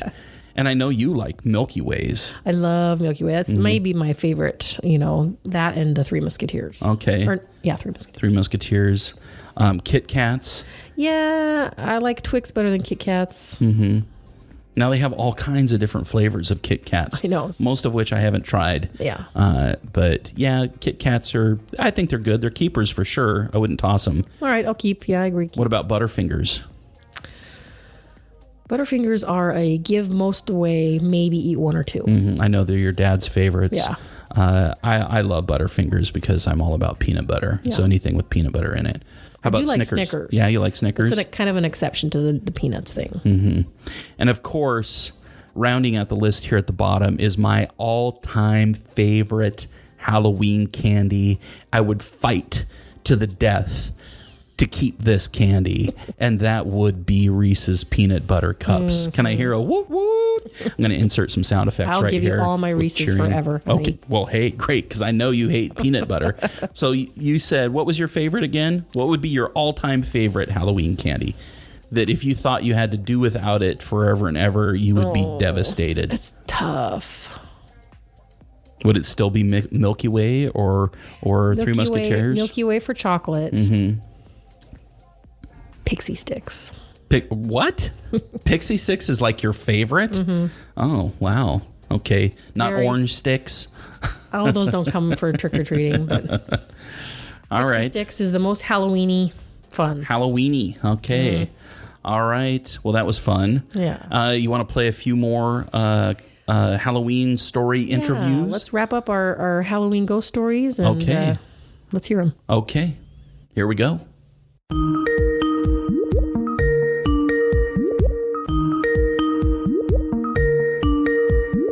Hey, we've got Jessica Cameron on the phone. Let's just say phone. That's easier than explaining how we're actually recording this. Welcome. Yeah. Oh, thank you. Thanks for offering to tell us your experience with ghosts or paranormal activity or whatever you want to call it. Yeah, absolutely. Yeah. Thank you for having me. Oh, absolutely. Glad to have you on. We've already done the preamble before recording. You've met my wife, Jen. Mm-hmm. I'm here. I'm not very loud, but Hi, Jen. I can edit this out during post editing. So if I ramble on too much, but anyway, so Jessica, when you reached out and said that you're interested in coming on the podcast and talking about your experiences, you mentioned that it was with I think a former boyfriend. Is that correct? Yes. Awesome. Now, did you part ways amicably, or maybe he was a demon? Maybe I started having this thought. Maybe it wasn't ghost. Maybe it was just your ex-boyfriend. Right. Yeah. No. So he actually wasn't too bad. He was like the high school love. We were together for 3.5 years through high school and graduated, and then you just kind of get to that age like around 2021 and you can start changing. So, Sure. But with him, he had a brother, his oldest brother pass away when he was 7 years old. Oh, wow. Yeah, he drowned on 4th of July. And so by the time I started dating him, this was the third house that they had experiences in, because it just followed them everywhere. So they always assumed it was Robbie. Right. oh wow. Yeah. Yeah. So, I mean, it wasn't scary. It was never scary or malevolent or anything. It was definitely like mischievous. But we just always chopped it up to it being him. Right. So was Robbie the brother? Was he kind of a mischievous person while he was alive, or? Yeah, he was supposed to be like a silly little boy. He was only 7, like I said, when he passed. And that was his mom was actually pregnant with him at the time that his brother passed away. But he was just a silly little boy, always kind of pulling pranks and stuff to get attention, because by the time she was pregnant with my ex, they had Robbie and they had a daughter, and then they had another son and were pregnant with another son. So, he was like, okay, I want some attention. So he just found ways, and still, even after he was gone, found ways. Yeah. So what kind of things did you experience? So the first big experience was in their third house, because they had also moved to a fourth house, and I had moved in with them when they moved to the fourth house, and that's where other weird stuff happened. But at the third house, where I met him, it was a tiny little in-between house, and so his bedroom was a shed converted. It was like a 10 by 12 shed. And this was in the days of DVDs, where you had to actually get up and change movies and stuff. And the bed was along the wall, and kind of directly in front of the bed was the dresser that had the TV with the stack of DVDs. And in between the movies and the TV, we had these tapered candlesticks from Yankee Candle. And they were not used. They were brand new, and they were just laying on their side, like in between the movie and the TV. And as I'm standing there, like, I'm not really paying attention. I'm trying to pick a movie, you know? So all of a sudden, these candlesticks kind of start working their way just straight out directly in front of me. Work their way all the way till they were literally just floating. Like, wow. I'm not even joking you, floating directly in front of the dresser. And as soon as it clicked in my head that, oh my gosh, these things are floating, they dropped to my feet. Oh my gosh. And it was right in front of me. I mean, you know, it was directly in front of me. And so then I flip around to like, oh my gosh, you know, did you just see that? And he's got the covers pulled over his head and he's going, I don't want to talk about it. So he did see it. Oh, he had to have. Wow. Yeah, he had to have. So that was the first thing, and very, very noticeable. So, but you knew had you known that there had been other occurrences with the family? Yes. Okay. Yes. His sister, his other siblings would kind of tell me things that would happen to them in their other house. They used to live in a big Victorian house in Snohomish, and I'm not sure what avenue or where, but it was, you know, one of the older houses up there. One of the older historical homes. Yep. Yeah. And they had stuff happening there, from like the bread flying across the kitchen in front of all of them. Oh yeah. A whole loaf of bread, because they were talking about making a sandwich or something. And then the loaf, I guess, just went right across the kitchen. That was one of the stories his sister told me. And his mom, right? His mom actually told me a story of seeing a lady in like a white flowy nightgown walk into her bathroom, like from her room into her bathroom. So and I don't know who the old lady was or anything, but wonder if that was because of the old house. And that could very well be. But they've always kind of, I don't know, maybe things are drawn to them too, but right. Because it followed them everywhere they went. They had something happening, but he would never ever talk about it. He didn't believe in it and all this stuff. I'm like, are you kidding me right now? Whatever, you're in denial. So what is that? What did the experience kind of make you feel? Did you feel like it was a negative entity, or did you feel like, oh, this isn't trying to hurt me or anything? Yeah, no, it never felt negative. It just scared the crap out of me. You know, Sure. I definitely wasn't expecting it, but it never ever felt negative.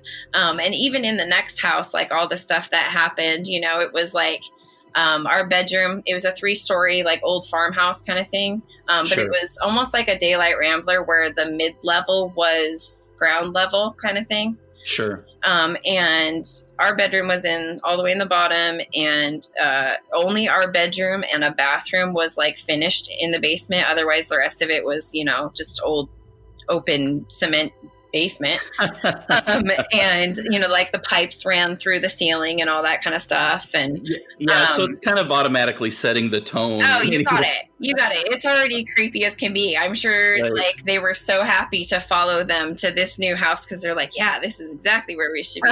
Right. But so our bedroom door would shake in like the jam, like somebody was, you know, on the other side with the handle, like just shaking it, and you'd open the door and no one's there. And at the time we had a big old Rottweiler named Samson, and every time that would happen, he would have his nose right to the door, just growling, you know? Right. But you'd open it and nothing. There's nothing there ever. So the parents weren't into the occult or anything, were they? No. Okay. His mom absolutely, like, she definitely believed it. His dad was kind of more just like, yeah, okay, whatever, it happens. Like, I'm not going to think about it too much.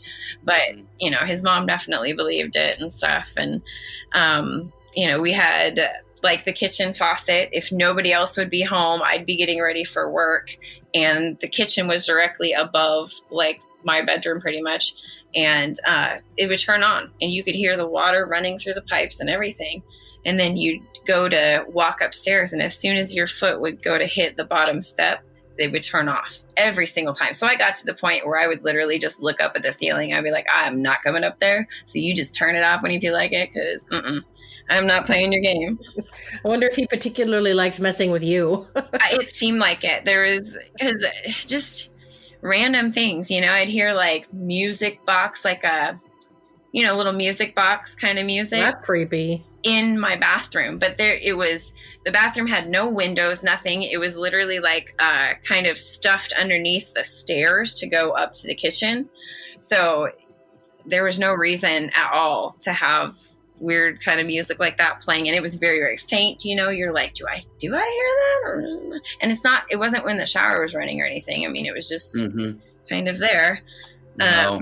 Yeah. I wish I had music box sound effect right now to play. Oh, you'll have to put that in there. That would be funny. And then we would pretend, Jen and I would pretend that we didn't hear it. Right. Yes, exactly. But there was also one big thing that happened one night when we actually had friends over. So his parents were out of town. His brother went and stayed the night at a friend's, and it was me and him and 3 friends. And right off the kitchen was a deck that had a hot tub.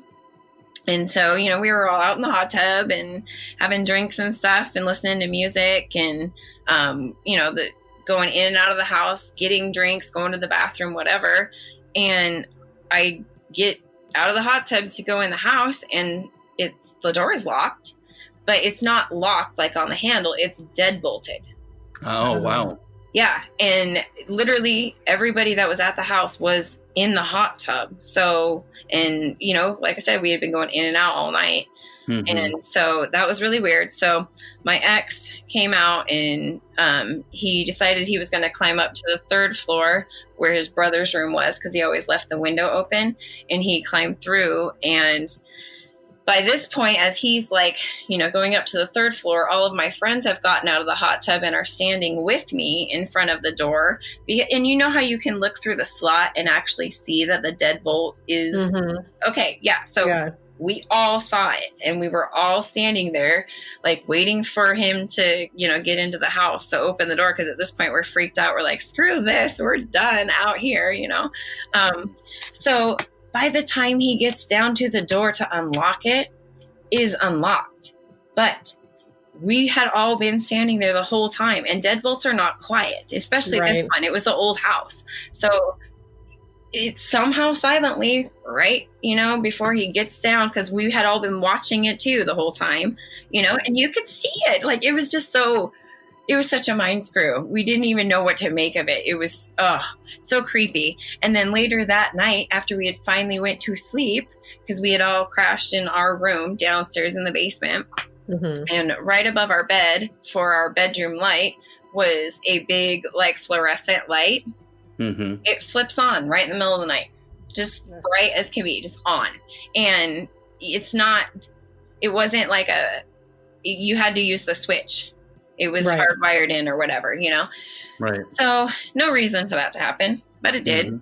And then after that happened, it sounds like somebody is picking up the fridge and dropping it. It's such a loud thud. The light is shaking.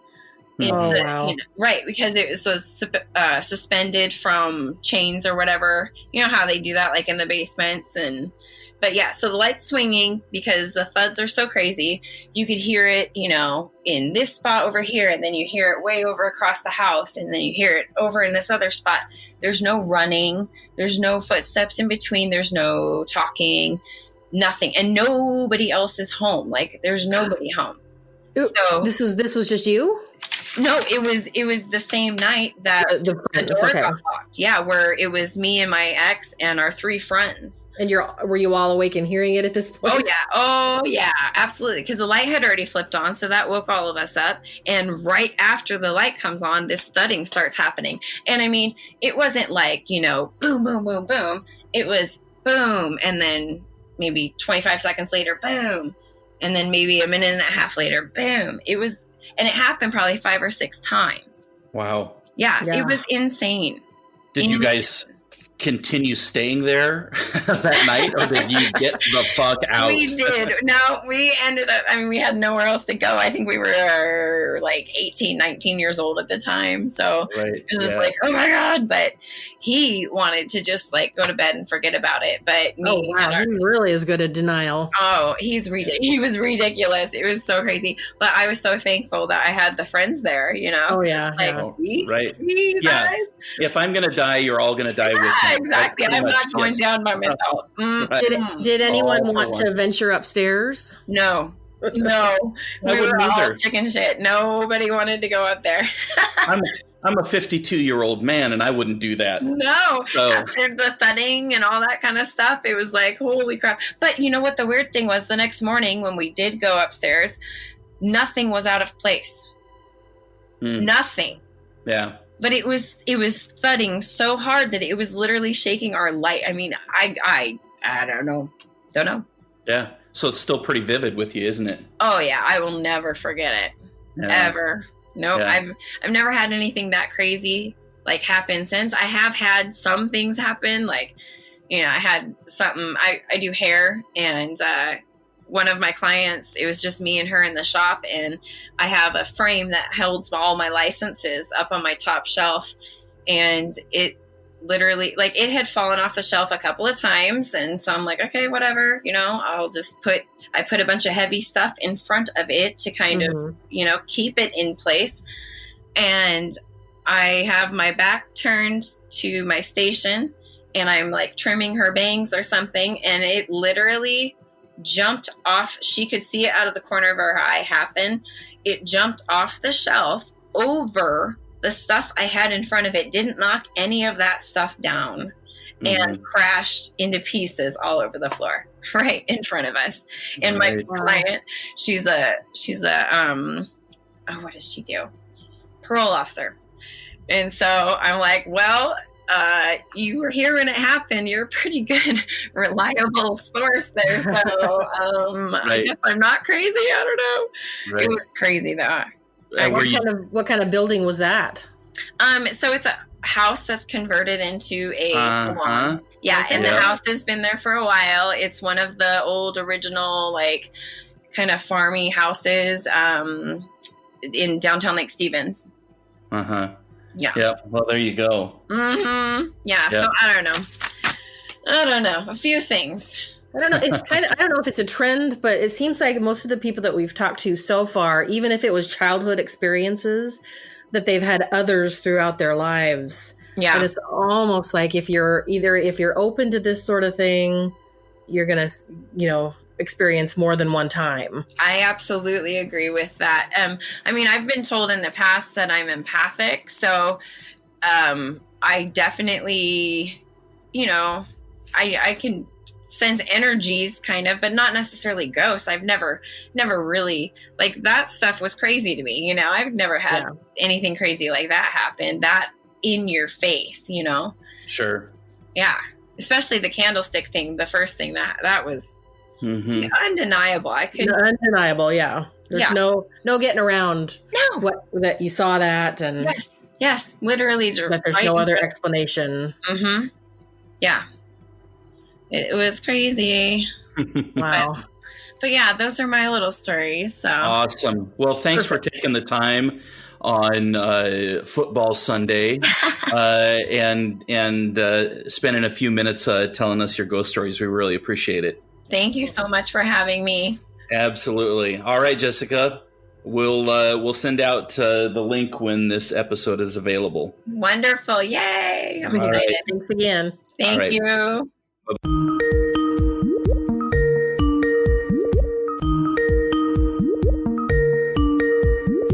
Hey, I want to welcome Kaylee to the podcast. How you doing, Kaylee? I'm doing great. How are you guys?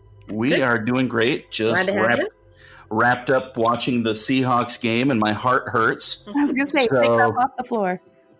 Yeah, we can breathe again. Right? Yeah, we can. Oh, man. So Kaylee came to us from a casting call that I put out on Facebook for ghost stories. and she offered up that she had a few to talk about. So welcome to the podcast, and let's get right to it. Let's get spooked. Thanks. Yeah, let's get do it. spooked.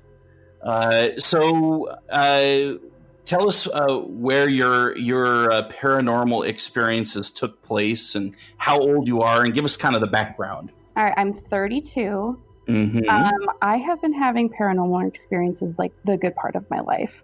Oh, wow. And I'm one of those people that likes to seek this kind of stuff out. So I travel to places that I know are haunted. Okay, so you're kind of like a ghost hunter. Not really, but No? If I find it entertaining. Like you take the tours when you go to like like they had them in Savannah, and That's where I was just there last September. oh yeah, We were there in August, Jen? August a year ago. Yeah, and I it was a very limited time. We were just kind of passing through. Jen was already there for a Convention. for a convention, and my son and I had flown into North Carolina, yada yada yada, drove down to Savannah, and I noticed they had these late night ghost tours, and I so wanted to go on one. I totally did one. It was Did awesome. you? Yeah. Oh my goodness, you're going to have to tell us about that. I didn't end up going. My son did not want to go with me, and I didn't want to leave him in the hotel by himself, so I didn't end up going. Well, where did you stay when you guys were there in Savannah? Because they told us when we were there that if it was cheaper, it was haunted. Which I believe it. Yeah. Jen, where were you? I don't remember what it was called, but it was one of the more mainstream ones because it had to be near the convention center. Oh yeah, gotcha. On the river. Yeah. Yep. Yeah, you were really close to the river. We were more closer to one of the what was it? One of the town squares. That they talk about, but it was like a Hilton or a Marriott or something like that. We stayed at the Marshall House when we were there. Uh-huh. I knew that was like a old Civil War hospital, and I was like reading all about it before. So I was like, and stay there. It was awesome. It definitely lived up to the reputation. It was cool. Yeah, I mean, did you have any sort of experiences in the hotel itself? I was there with my friend. She had one. She had probably a more prevalent one than I did. Just the overall like feeling in the room when we very first got there was just creepy as shit. Mm-hmm. But she was walking up the stairs once, and she said it felt like something like passed through her almost, and she came back into the room, and I thought she was going to pass out. Mm-hmm. But just walking around at night in Savannah, this totally isn't a ghost story, but it's hilarious because we just got done with the haunted tour that we did, and we were walking down the street, and there was this lady just sitting there, and she was stoic as stone, and I didn't see her at first, and I turned and saw her. It scared the shit out of me because I thought it very well could have been a ghost. Right. Oh my gosh. But in the one square where like the lady was hung or whatever, that was creepy. We only saw that during the day, I think. At night we sat out there because apparently she cries or whatever for her baby. Oh. We sat out there for a couple hours, and just like the feeling overall, Savannah is just. Yeah, Savannah's awesome. I would love to go back and spend more time there. Me too. We ended up only doing the trolley tour the next day, and then we went to the Pirates Cove restaurant, something like that. Yeah, I can't remember exactly what it was called, but it was very historic. Yeah, very historic. But the trolley tour drivers really love to tell the ghost stories while they're driving you around, and I guess some of the like burial grounds were paved over, and that's why there's a lot of unrest in Savannah. Is that kind of what you heard? Yeah, and actually, our tour guide was awesome. She'd lived there her entire life. Mm-hmm. So we went to the old cemetery that's kind of in town more so, like in the historic end, but she was showing us the bricks along the ground. Uh-huh. And there were like the normal paved bricks, and then there were bricks with like designs in them, and that usually meant that someone was buried underneath there. Oh. Wow. So everywhere you walk, you look down, you're like, oh shit. Yeah. Oh my gosh. It was cool. So did you have any sort of experiences while you were out on the tour, or was it just kind of creepy and good storytelling? No, actually, I think it was, we were standing in front of the Owen house, I want to say. or it was the cannot remember the name of the house now. The lady who did the Girl Scouts. Oh, Juliet Lowe. Yes, the Lowe house. Yep, we went by that one, saw that house. Yeah. We were taking pictures outside at night, and like I had to take a couple of them because when I first took a few, it looked like someone was standing in there. And she had told us that sometimes the people will take pictures of this one specific window on the street, and no one will be standing there, and then they'll take another picture, and it's just like hazy. And then it'll like the more you take, it's like a figure starts to form a little bit. It did legit look like a woman was standing in the window. It was creepy. And a few of us got it, and a few of us on the tour didn't get it because we were all taking pictures and then comparing them together. There was me and another girl. We got it. But a couple other people just thought we were crazy. But I swear, like you stand in front of any of those buildings down there and you just get the whole creepy vibe. Oh, yeah, I'm sure. It's so different from here. It was amazing. I'm sure there's a ton of energy there in Savannah, whether it's good energy or bad energy. They actually call it the most haunted town in America. I believe it. Between that and New Orleans. Yeah, we haven't been to New Orleans yet. Oh, I love New Orleans. Yeah.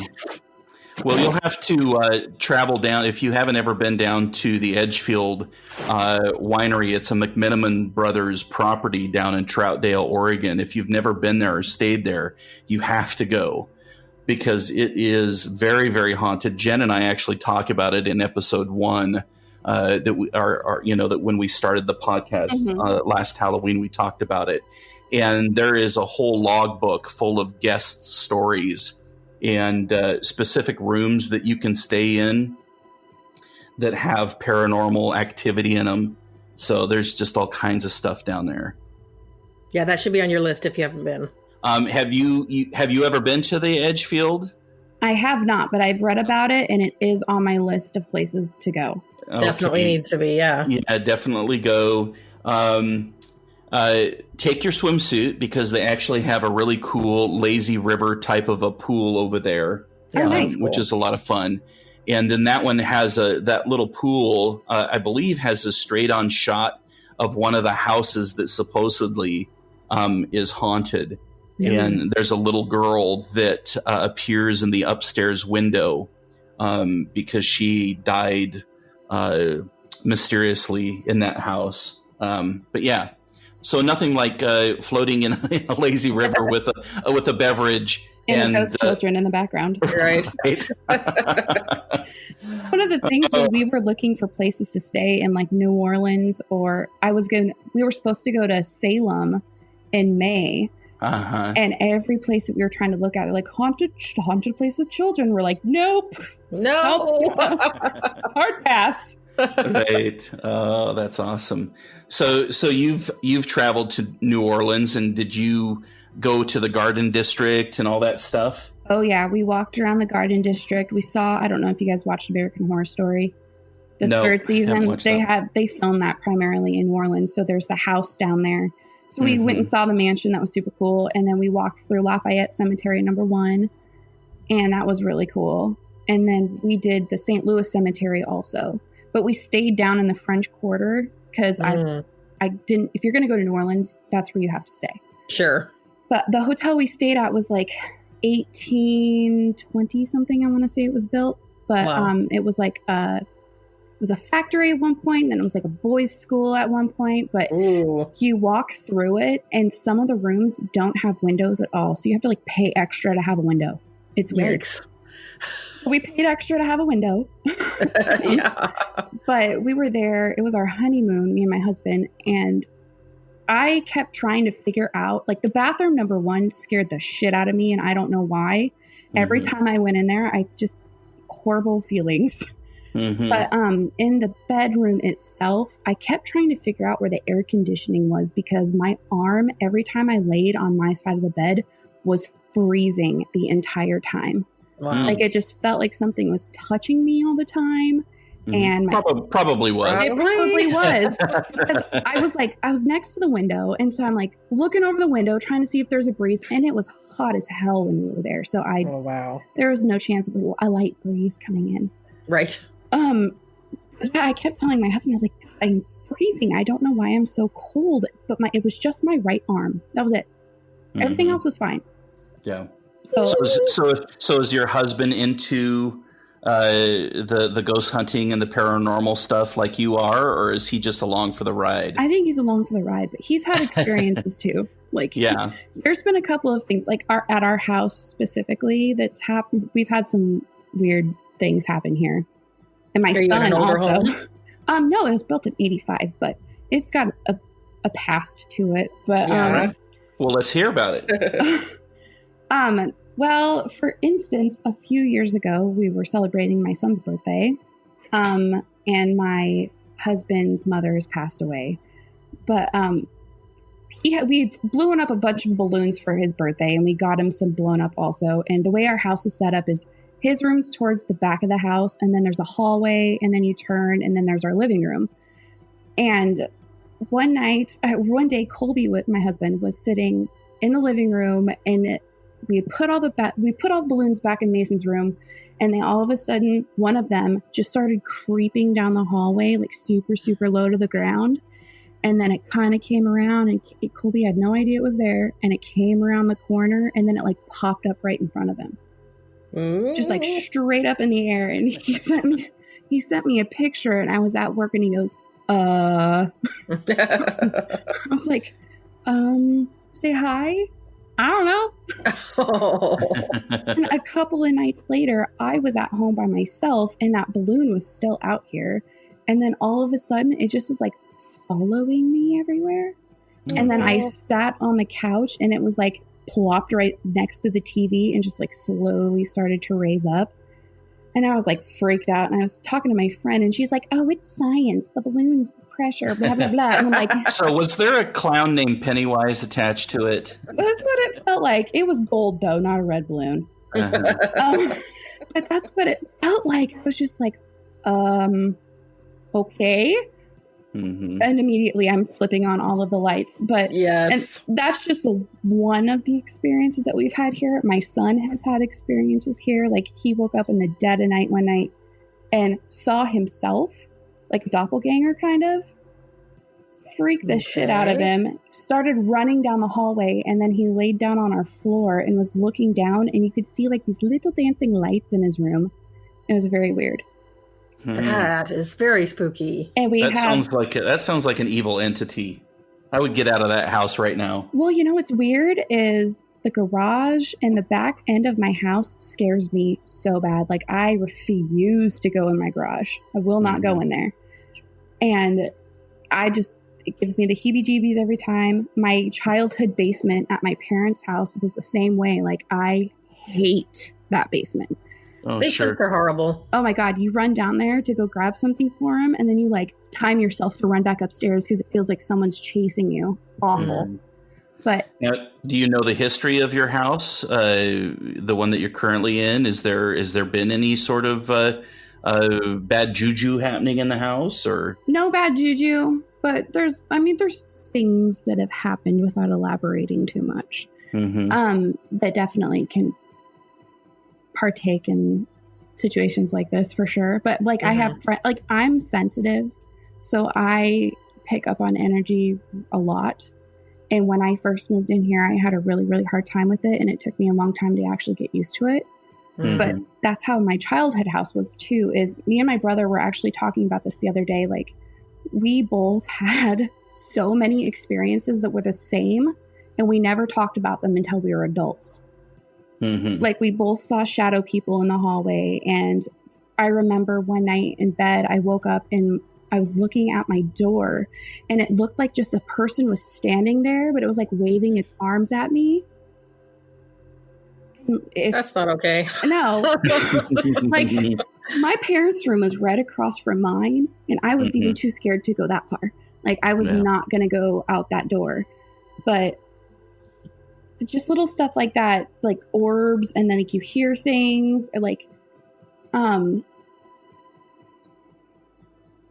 yeah, my son's talking to me right now, trying to tell me things to tell you. No, that's perfectly all right. Take your time. We can always edit this out if you need to chat with him. About? So like, every time like I see like every time I go to Montana for the summer, I have to sleep in Uncle Brian's room. You don't like Uncle Brian's room? No, I feel like man. Oh, okay, yeah. At my parents' house, we feel like my dad's brother, who has passed on, definitely likes to hang out there a lot. Like we've all heard our names in that house. And in my house currently, like I'll be sleeping at night and it'll be like someone just like pounds really hard on the bed next to my feet. Oh. And then all I can hear in my ear, just so quietly, it's just like, Kaylee. No. And it's just shoot straight out of bed, and I look over at my husband, and I'm just like, You cut that out. Seriously. Just like that in your ear, except for your name. It's awful. It was terrifying. And it's happened a few times before, and every time it happens, it like startles me, and then I'm just like, oh, sure. I look around, my husband's dead asleep next to me. And of course. What is happening here? All the time. Oh, Jen and I have had that experience before, at the Edge Field. And we talked about that on our first episode. But it's quite unsettling when you hear like a literal voice, and it whispered in each of our ears, Yeah. And I didn't realize until later. Right. Ugh. That's amazing. Well, that's what at first I initially think that my husband's pulling a fast one on me, just like freaking me out for no reason. But honestly, he wouldn't do that. He knows better. No one jump impulses me because I will just impulsively smack you on accident. But it was that kind of stuff through my childhood, like seeing shadow people. Being that hallway in general. If even to this day, when I'm visiting my parents back home, I'll flip the lights on because I don't like walking down there without the lights on. But down in the basement specifically, like you just feel like things are watching you everywhere. No matter where you go, it's really, really heavy in a specific area, but it just like follows you until you hit the threshold of like upstairs. Yeah. Wow. And we were talking to another gal, I think yesterday, that we were interviewing, and she brought up a really good point too. She was saying that she was an empath, and you've probably heard that term. I'm one of those too. Sure, yeah, and I've always kind of felt I was. Did you guys hear that? No. Okay, just in my only in my headphones. Okay, great. Yeah, right. So where was I? Empath. Oh yeah, empaths. I'll edit this out. Sorry, having a brain fart. Little noises that when we're doing these kind of interviews, and it happens to be night, and I'm sitting in the studio, and there's windows that go out into the darkness, and it kind of sets me on edge just a little bit. I'm one of those guys that has an active imagination. I got spooked up here for a minute because somebody was walking by on the sidewalk with the flashlight. Oh, yeah. So all of a sudden I was seeing this moving light. Nice. It's like we're creeping ourselves out. I love it. But yeah, the empath, I think there are some people that are just really kind of tuned in to, if you want to call it dimensions or the energy or the electricity or whatever you want to call it. They're more in tune with that. And that's why other folks that just aren't have a hard time or even are very skeptical of any of that. Whereas I would never, ever challenge somebody on their stories and their truth, because chances are they've really felt something that simply other folks can't feel. Yeah, exactly. Like that's about probably 80% of my experiences, quote unquote, because it's just a feeling that either sets me completely on edge, or it's like an overwhelming feeling of dread in some places. Like I've had that feeling before, just like out of nowhere, being somewhere new, and it just hits you like a ton of bricks. Walking around Savannah, there was a few places where I felt that way. We went to the the Moon River Brewing Company, that apparently that's like super haunted down there. And even when we walked into that building, I was just like, Nope. My friend's like, I'm going to go to the bathroom. I'm like, you do that because I am not. Not even for a second. Have fun. Right? Wow. Yeah. She gets back, she's like, that was creepy. And I'm like, well, yeah, I could have told you that because I'll hold it. I'm not going in there. Yeah. So before we let you go here, we've jeopardized your time for about 20 minutes, and I don't want to take up too much more of your time. What would you say is probably your most interesting experience in paranormal activity? I would say probably when I was younger, my great grandmother had passed away, and my dad had brought some of her furniture to my house. Our house, I inherited like her bedroom furniture essentially, and I put a hard pass on the bed. I said absolutely not.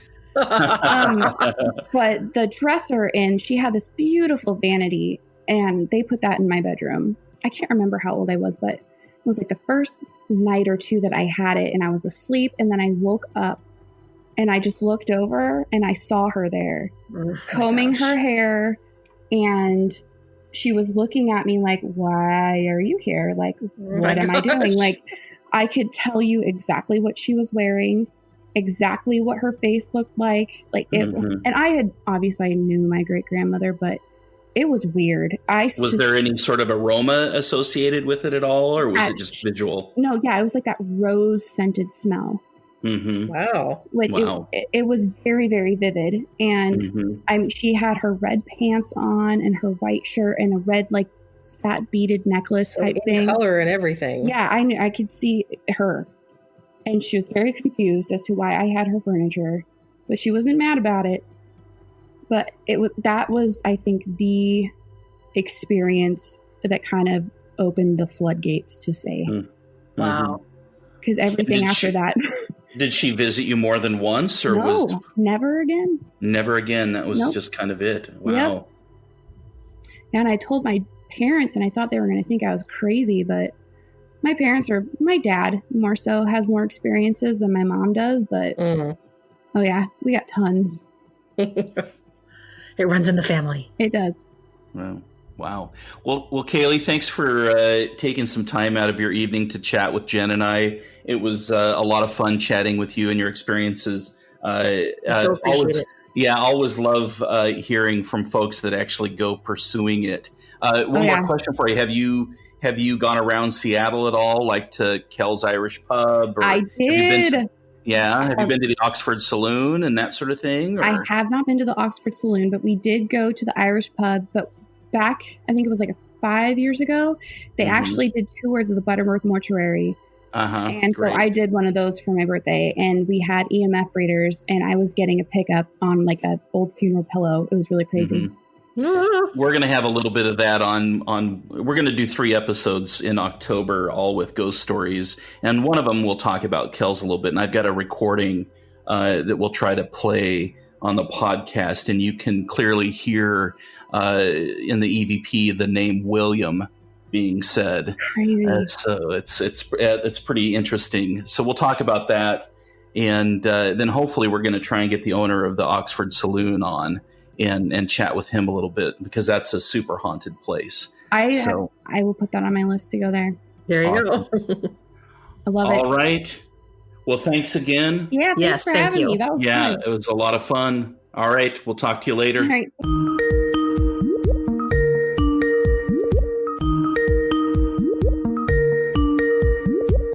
Hey, we want to welcome Kelly Goodson to the podcast. Hi, Kelly. How you doing? I'm good. How are you? Oh, we're doing pretty good. We're thankful for the nicer weather today.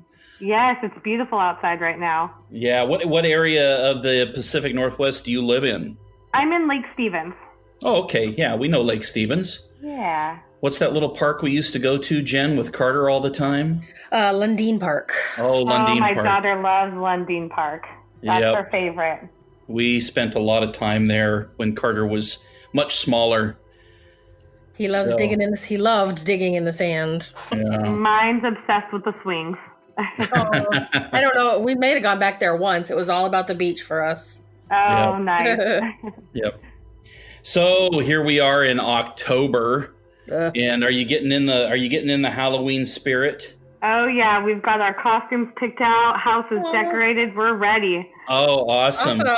So what are the costumes? For us, we're doing for the adults, we're doing the robots, and then my daughter is an orange witch.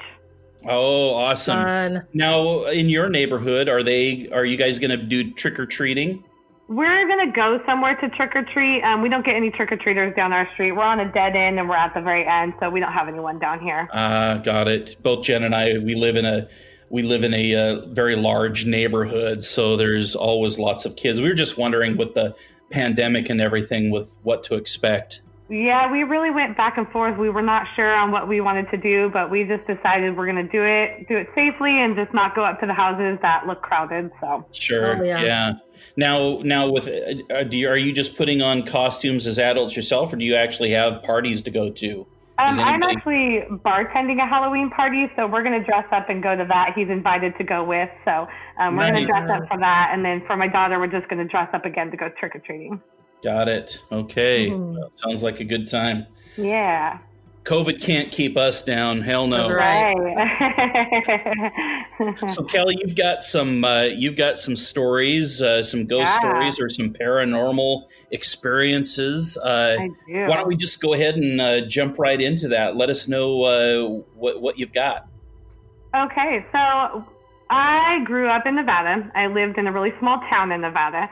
And when I was in my late teens to early 20s, around like 19 years old or so, I worked at a preschool that was inside of a church. We rented out like this whole wing of the church, so we had our own space. And the church was really nice. It was not too old, but it'd been there for a while. Mm-hmm. Well, one night I was closing. It was just me, and I had one little kid left, and she was just sitting on my lap. We were at the computer. I was doing some prep work for the week while we waited for her mom to come in. And one of my employees came in to pick up some paperwork, so we ended up standing there at the desk talking for a few minutes. Well, off to the left of us, over by a door that was completely locked, in a preschool that was completely empty, all of a sudden, this tall black figure just appeared out of nowhere and just bolted through the building. And both of us were like frozen. We were like, what was that? Oh my gosh. Black figure. Yeah. So, and this was in the church, right? Yeah, in the church. Yeah. And then all of a sudden we heard some noise, like rustling through papers and like pens. And I looked at her and I was like, did you just hear that? She was like, oh, yeah. Did you just see that? I was like, what was that? So I finally got a little brave. I got up and walked around towards the area we heard the noise, and nothing was there. But the cabinet doors were open, and there was a bunch of pens and papers out on the table that were not there previously. Everything was cleaned up and wrapped up for the day, and nothing was on the tables. And all of a sudden, there was stuff on the tables. So apparently, this church had not been sanctified yet, right? No, yeah. And, I used to joke, I used to say that, they did a lot of funerals there because it was a small town. There was only a couple of options. Apparently some people got left behind. Yeah, no kidding. It was pretty creepy. And I have a couple of stories from that building too. Now, did you say that was at night or was it during the daytime? It was in the evening about 6 p.m. Was it dark out or? No, it was still daylight. It was summertime. I tell you, those kind of experiences, when you think, when you're seeing something out of the corner of your eye, or there's a shadow in the corner, or, I get frozen. Yeah, that's kind of what we did. Yeah, and it just takes everything that you have to actually get you to move. I finally got a little brave and went and investigated after standing there for a few minutes, not sure what to do. That fight or flight. Do I run? Do I look? What's going on? Right. Well, now, you might think, okay, it's not that big of a deal to go look around the room, but in that situation, you might have just as well have been walking down into a basement. Yes, exactly. I was pretty nervous going around that corner, and I even ended up looking outside, and nobody was outside because there's a door over there and some windows that led to outside, and I was like, maybe I saw something go by the window, but nothing was there. Wow. Yeah, that place also, after that, I made them change my work schedule. I never was there alone again. Good, yeah. Well, that makes sense, right? Yeah, I was like, I can't do this.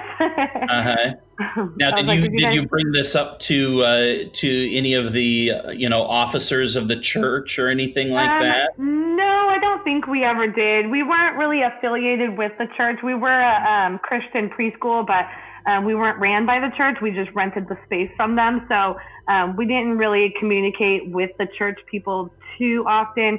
It was mostly just if they had an event going on, they would let us know. Or if we had an event and needed their like big hall, we would let them know or something like that. So good, upstanding Christian girl here. So when you see something like that, if you've grown up Christian, what's the immediate thing that goes to your mind? Actually, I've always grown up being told like angels were real and our spirits, we have spirits that are watching over us and stuff. So I've actually always grown up like really in tune with being more spiritual rather than just full on Christian. Mm-hmm. So I was always really spiritual. And then quite a few years ago, I mean, we've been together for almost 9 years now, but when I started dating my boyfriend, well, his mom had passed away about a year before we started dating. I never met her, but he has sleep apnea. So, he'd sleep a little funny sometimes. And a couple times I would wake up in the middle of the night. She'd be standing over him, watching him sleep. Oh, my God. And I knew it was her. And I've never met her in person, but I knew it was her. Oh, wow. So she had breathe, kid, breathe. Yeah, exactly. I've always been really, really in tune with the other side. So, visually even. Yeah. She had died before you guys were dating? Yeah, about a year before we had started dating, she had passed away. Mm-hmm. Yeah. And was this the house that she had lived in, or was this a different location?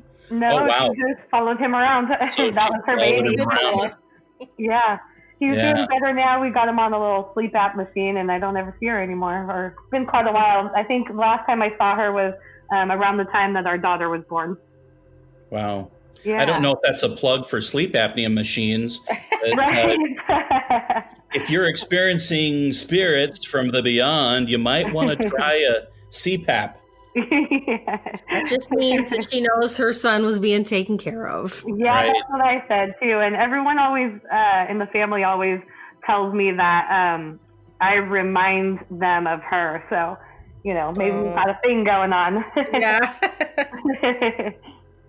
Yeah, that same preschool though that I worked at, another time I had came to work and somebody else had opened in the morning. She was there by herself and I had came in second, and she told me when she got there in the morning, she had came in and entered the building and all the doors and drawers for all the cabinets were open. She thought maybe somebody was cleaning and had forgotten to close everything. So she went into the church kitchen to start some coffee and everything was open in there as well. And she was like a little freaked out, a little spooked. And so she went back into the preschool and started doing a couple things. And she heard a bunch of commotion in the kitchen. She was like, what is going on? So she went in the kitchen and everything was closed. See? Right? Yeah. That place, we definitely had some visitors in that location. Everybody's watched Poltergeist. They know when there's noise in the kitchen and nobody's in there not to go. Not to go, yeah. Just, I wouldn't want to be there. Do not enter right now. I grew up fundamental Christian, and let me tell you, if that was happening in my church, I would go running and screaming out the door. Because to me, that says evil spirit, right? Right. I definitely didn't get a good vibe from this one. No. Right. Yeah, that's what I would be thinking. Rather than, dearly departed that hadn't moved on, I would be thinking that it was a little bit more, what's the word, malevolent or benevolent. Yeah, a little more malicious, maybe. Yeah, a little bit more malicious for sure. Yeah. Yeah, it was definitely an interesting place. We had a couple times just different little things. Like one time we were doing some cleaning. It was nap time. And we could hear kids laughing in the bathroom. So me and another employee went into the, crack the whip and see what was going on. And nobody was in there. Mm-hmm. Isn't that how it happens, man? Yeah. Nobody was in there. And so we left the bathroom and both of us were like, what was that? And then a few minutes later, we could hear laughter in there again. And she went in by herself that time, and nobody was in there. And we were like, all right, I'm not going in again. Right. Wow. You guys are brave. With the doors open in the kitchen, that seems like a playful prank, like a kid ghost or something. Yeah, exactly. We were like, kids of all ages in this place, apparently. Yeah. Right. Let's scare the shit out of these girls. Right. These poor little preschool teachers. Let's go ahead and give them a spook. Right. Oh, man. So have you ever felt anything physical? I mean, you've definitely heard and seen, but have you ever managed to kind of feel anything or have something? Have. Yeah, I have. I've had quite a few times where I've just been sitting around and just gotten complete chills, and I've told my boyfriend, I'm like, wow, something just passed right through me. I could just feel that. I could feel their presence, and it's weird. I'm very in tune with that kind of stuff, and we'll just be, if we're out of town and driving somewhere, I'll randomly get the chills.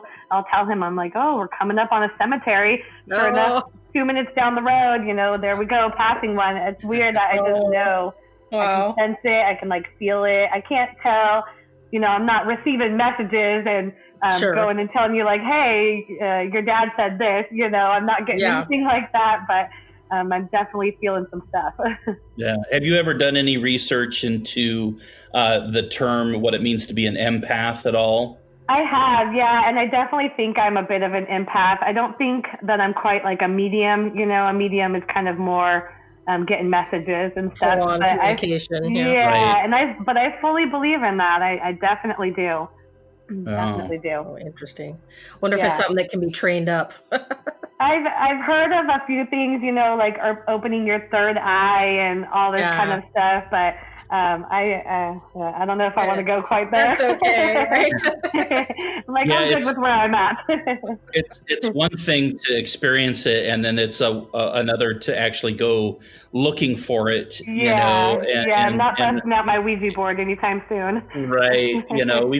We've definitely over the last week or so talked to folks that, actually do ghost hunts, or have cracked out the Ouija board before. And that's always a little bit more than I really care to do.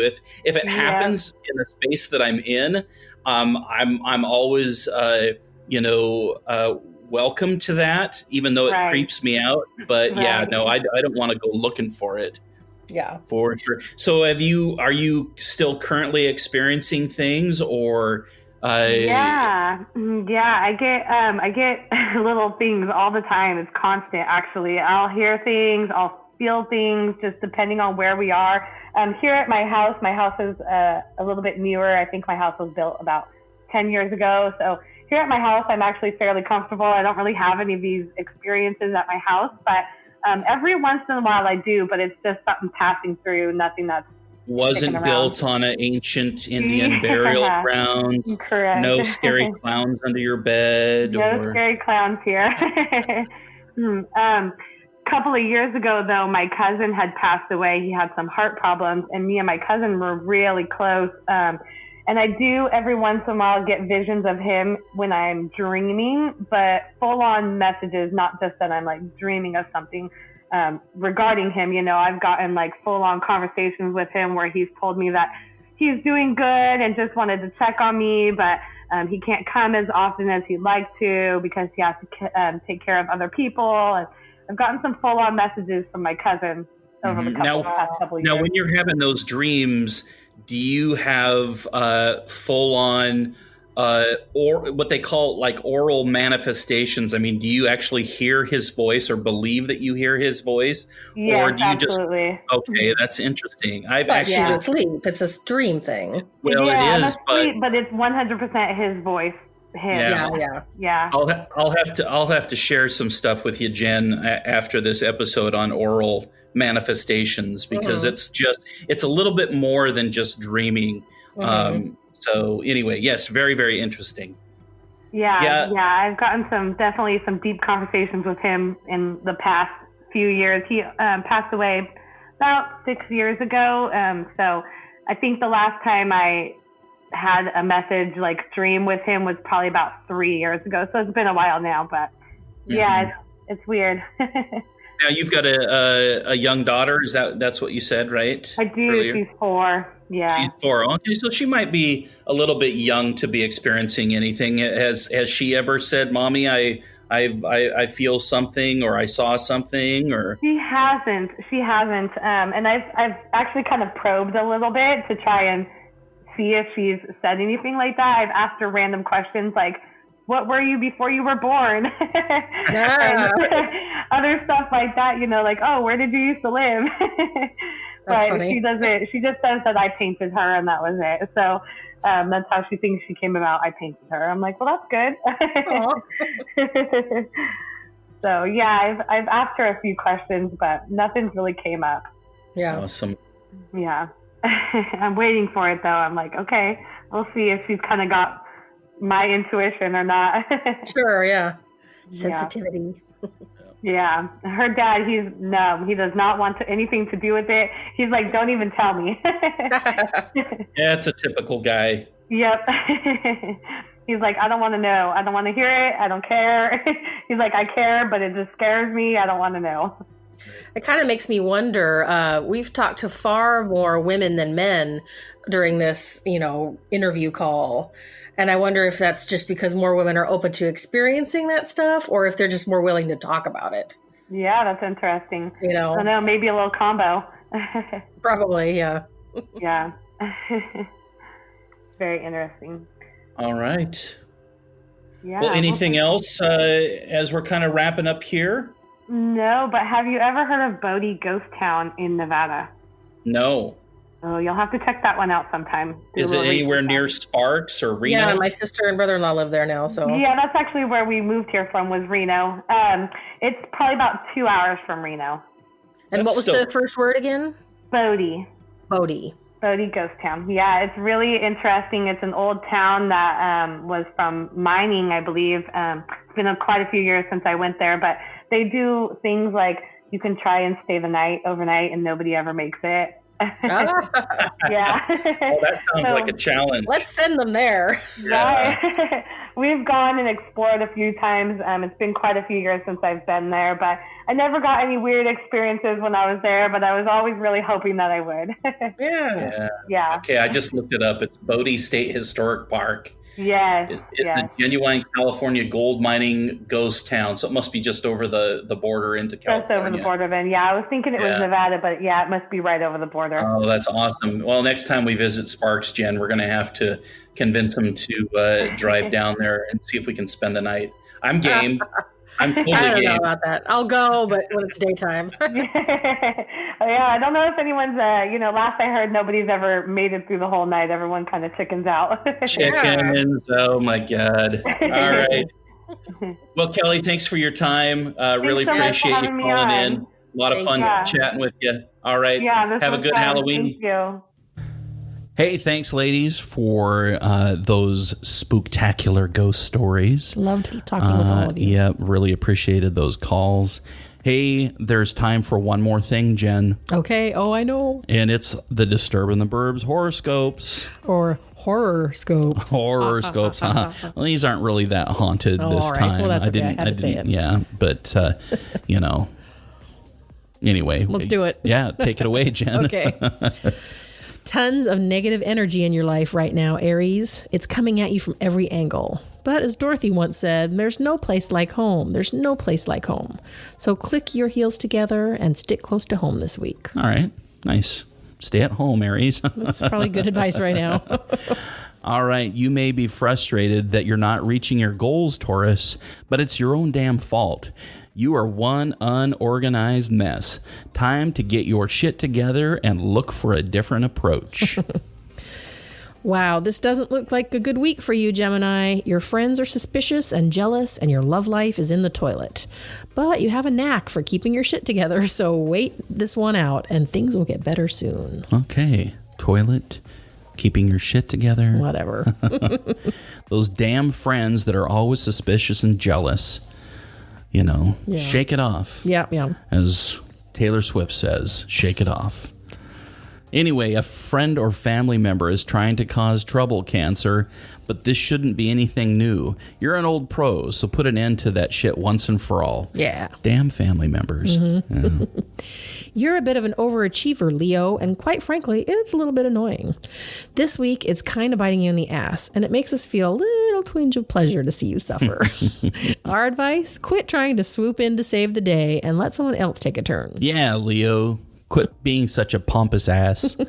All right, don't blow your money on frivolous shit this week, Virgo. These are uncertain times, and you need to be a little bit more frugal. You're here. Mm-hmm. Like Queen and David Bowie, you're feeling under pressure, Libra. And wouldn't you know it, your family is to blame. Time to be assertive and live your own life. Mm-hmm. All right, time to give social media a break for a while, Scorpio. It's a complete shit show right now, and people are at their worst. Word. We don't want to cause alarm, Sagittarius, but there's a chance you might have a minor health issue this week. Our advice, take care of yourself and your health, and put down that Halloween candy. That's not good advice. All right, watch your health, Sagittarius. All right, life isn't as bad as you think it is, Capricorn, and people are starting to notice all the effort you put into your job and your life. Try being kinder to yourself and recognize you're doing great at life. Go Capricorn! Love that one. You're feeling a bit reckless, Aquarius, and that could cause some problems in your professional and personal life, so be careful. Reckless Aquarius. And finally, it's not your normal MO to hold grudges, Pisces, but we can see you've been holding on to one in particular for a long time. This is a waste of time. You're the author of your own story, so write yourself a happy ending. That's right. I always like to end the episode with a happy ending. Wah, wah, wah. All right, Nice. Well, here we are, Jen, at the end of the show. Happy anniversary. Happy anniversary. Episode 23. Woohoo. Here's to many, many more. Yeah. I'm looking forward to season 2. Talk to you next time, listeners. That's right. All right. Love you, We'll see Jen. ya. Love you, honey. Bye.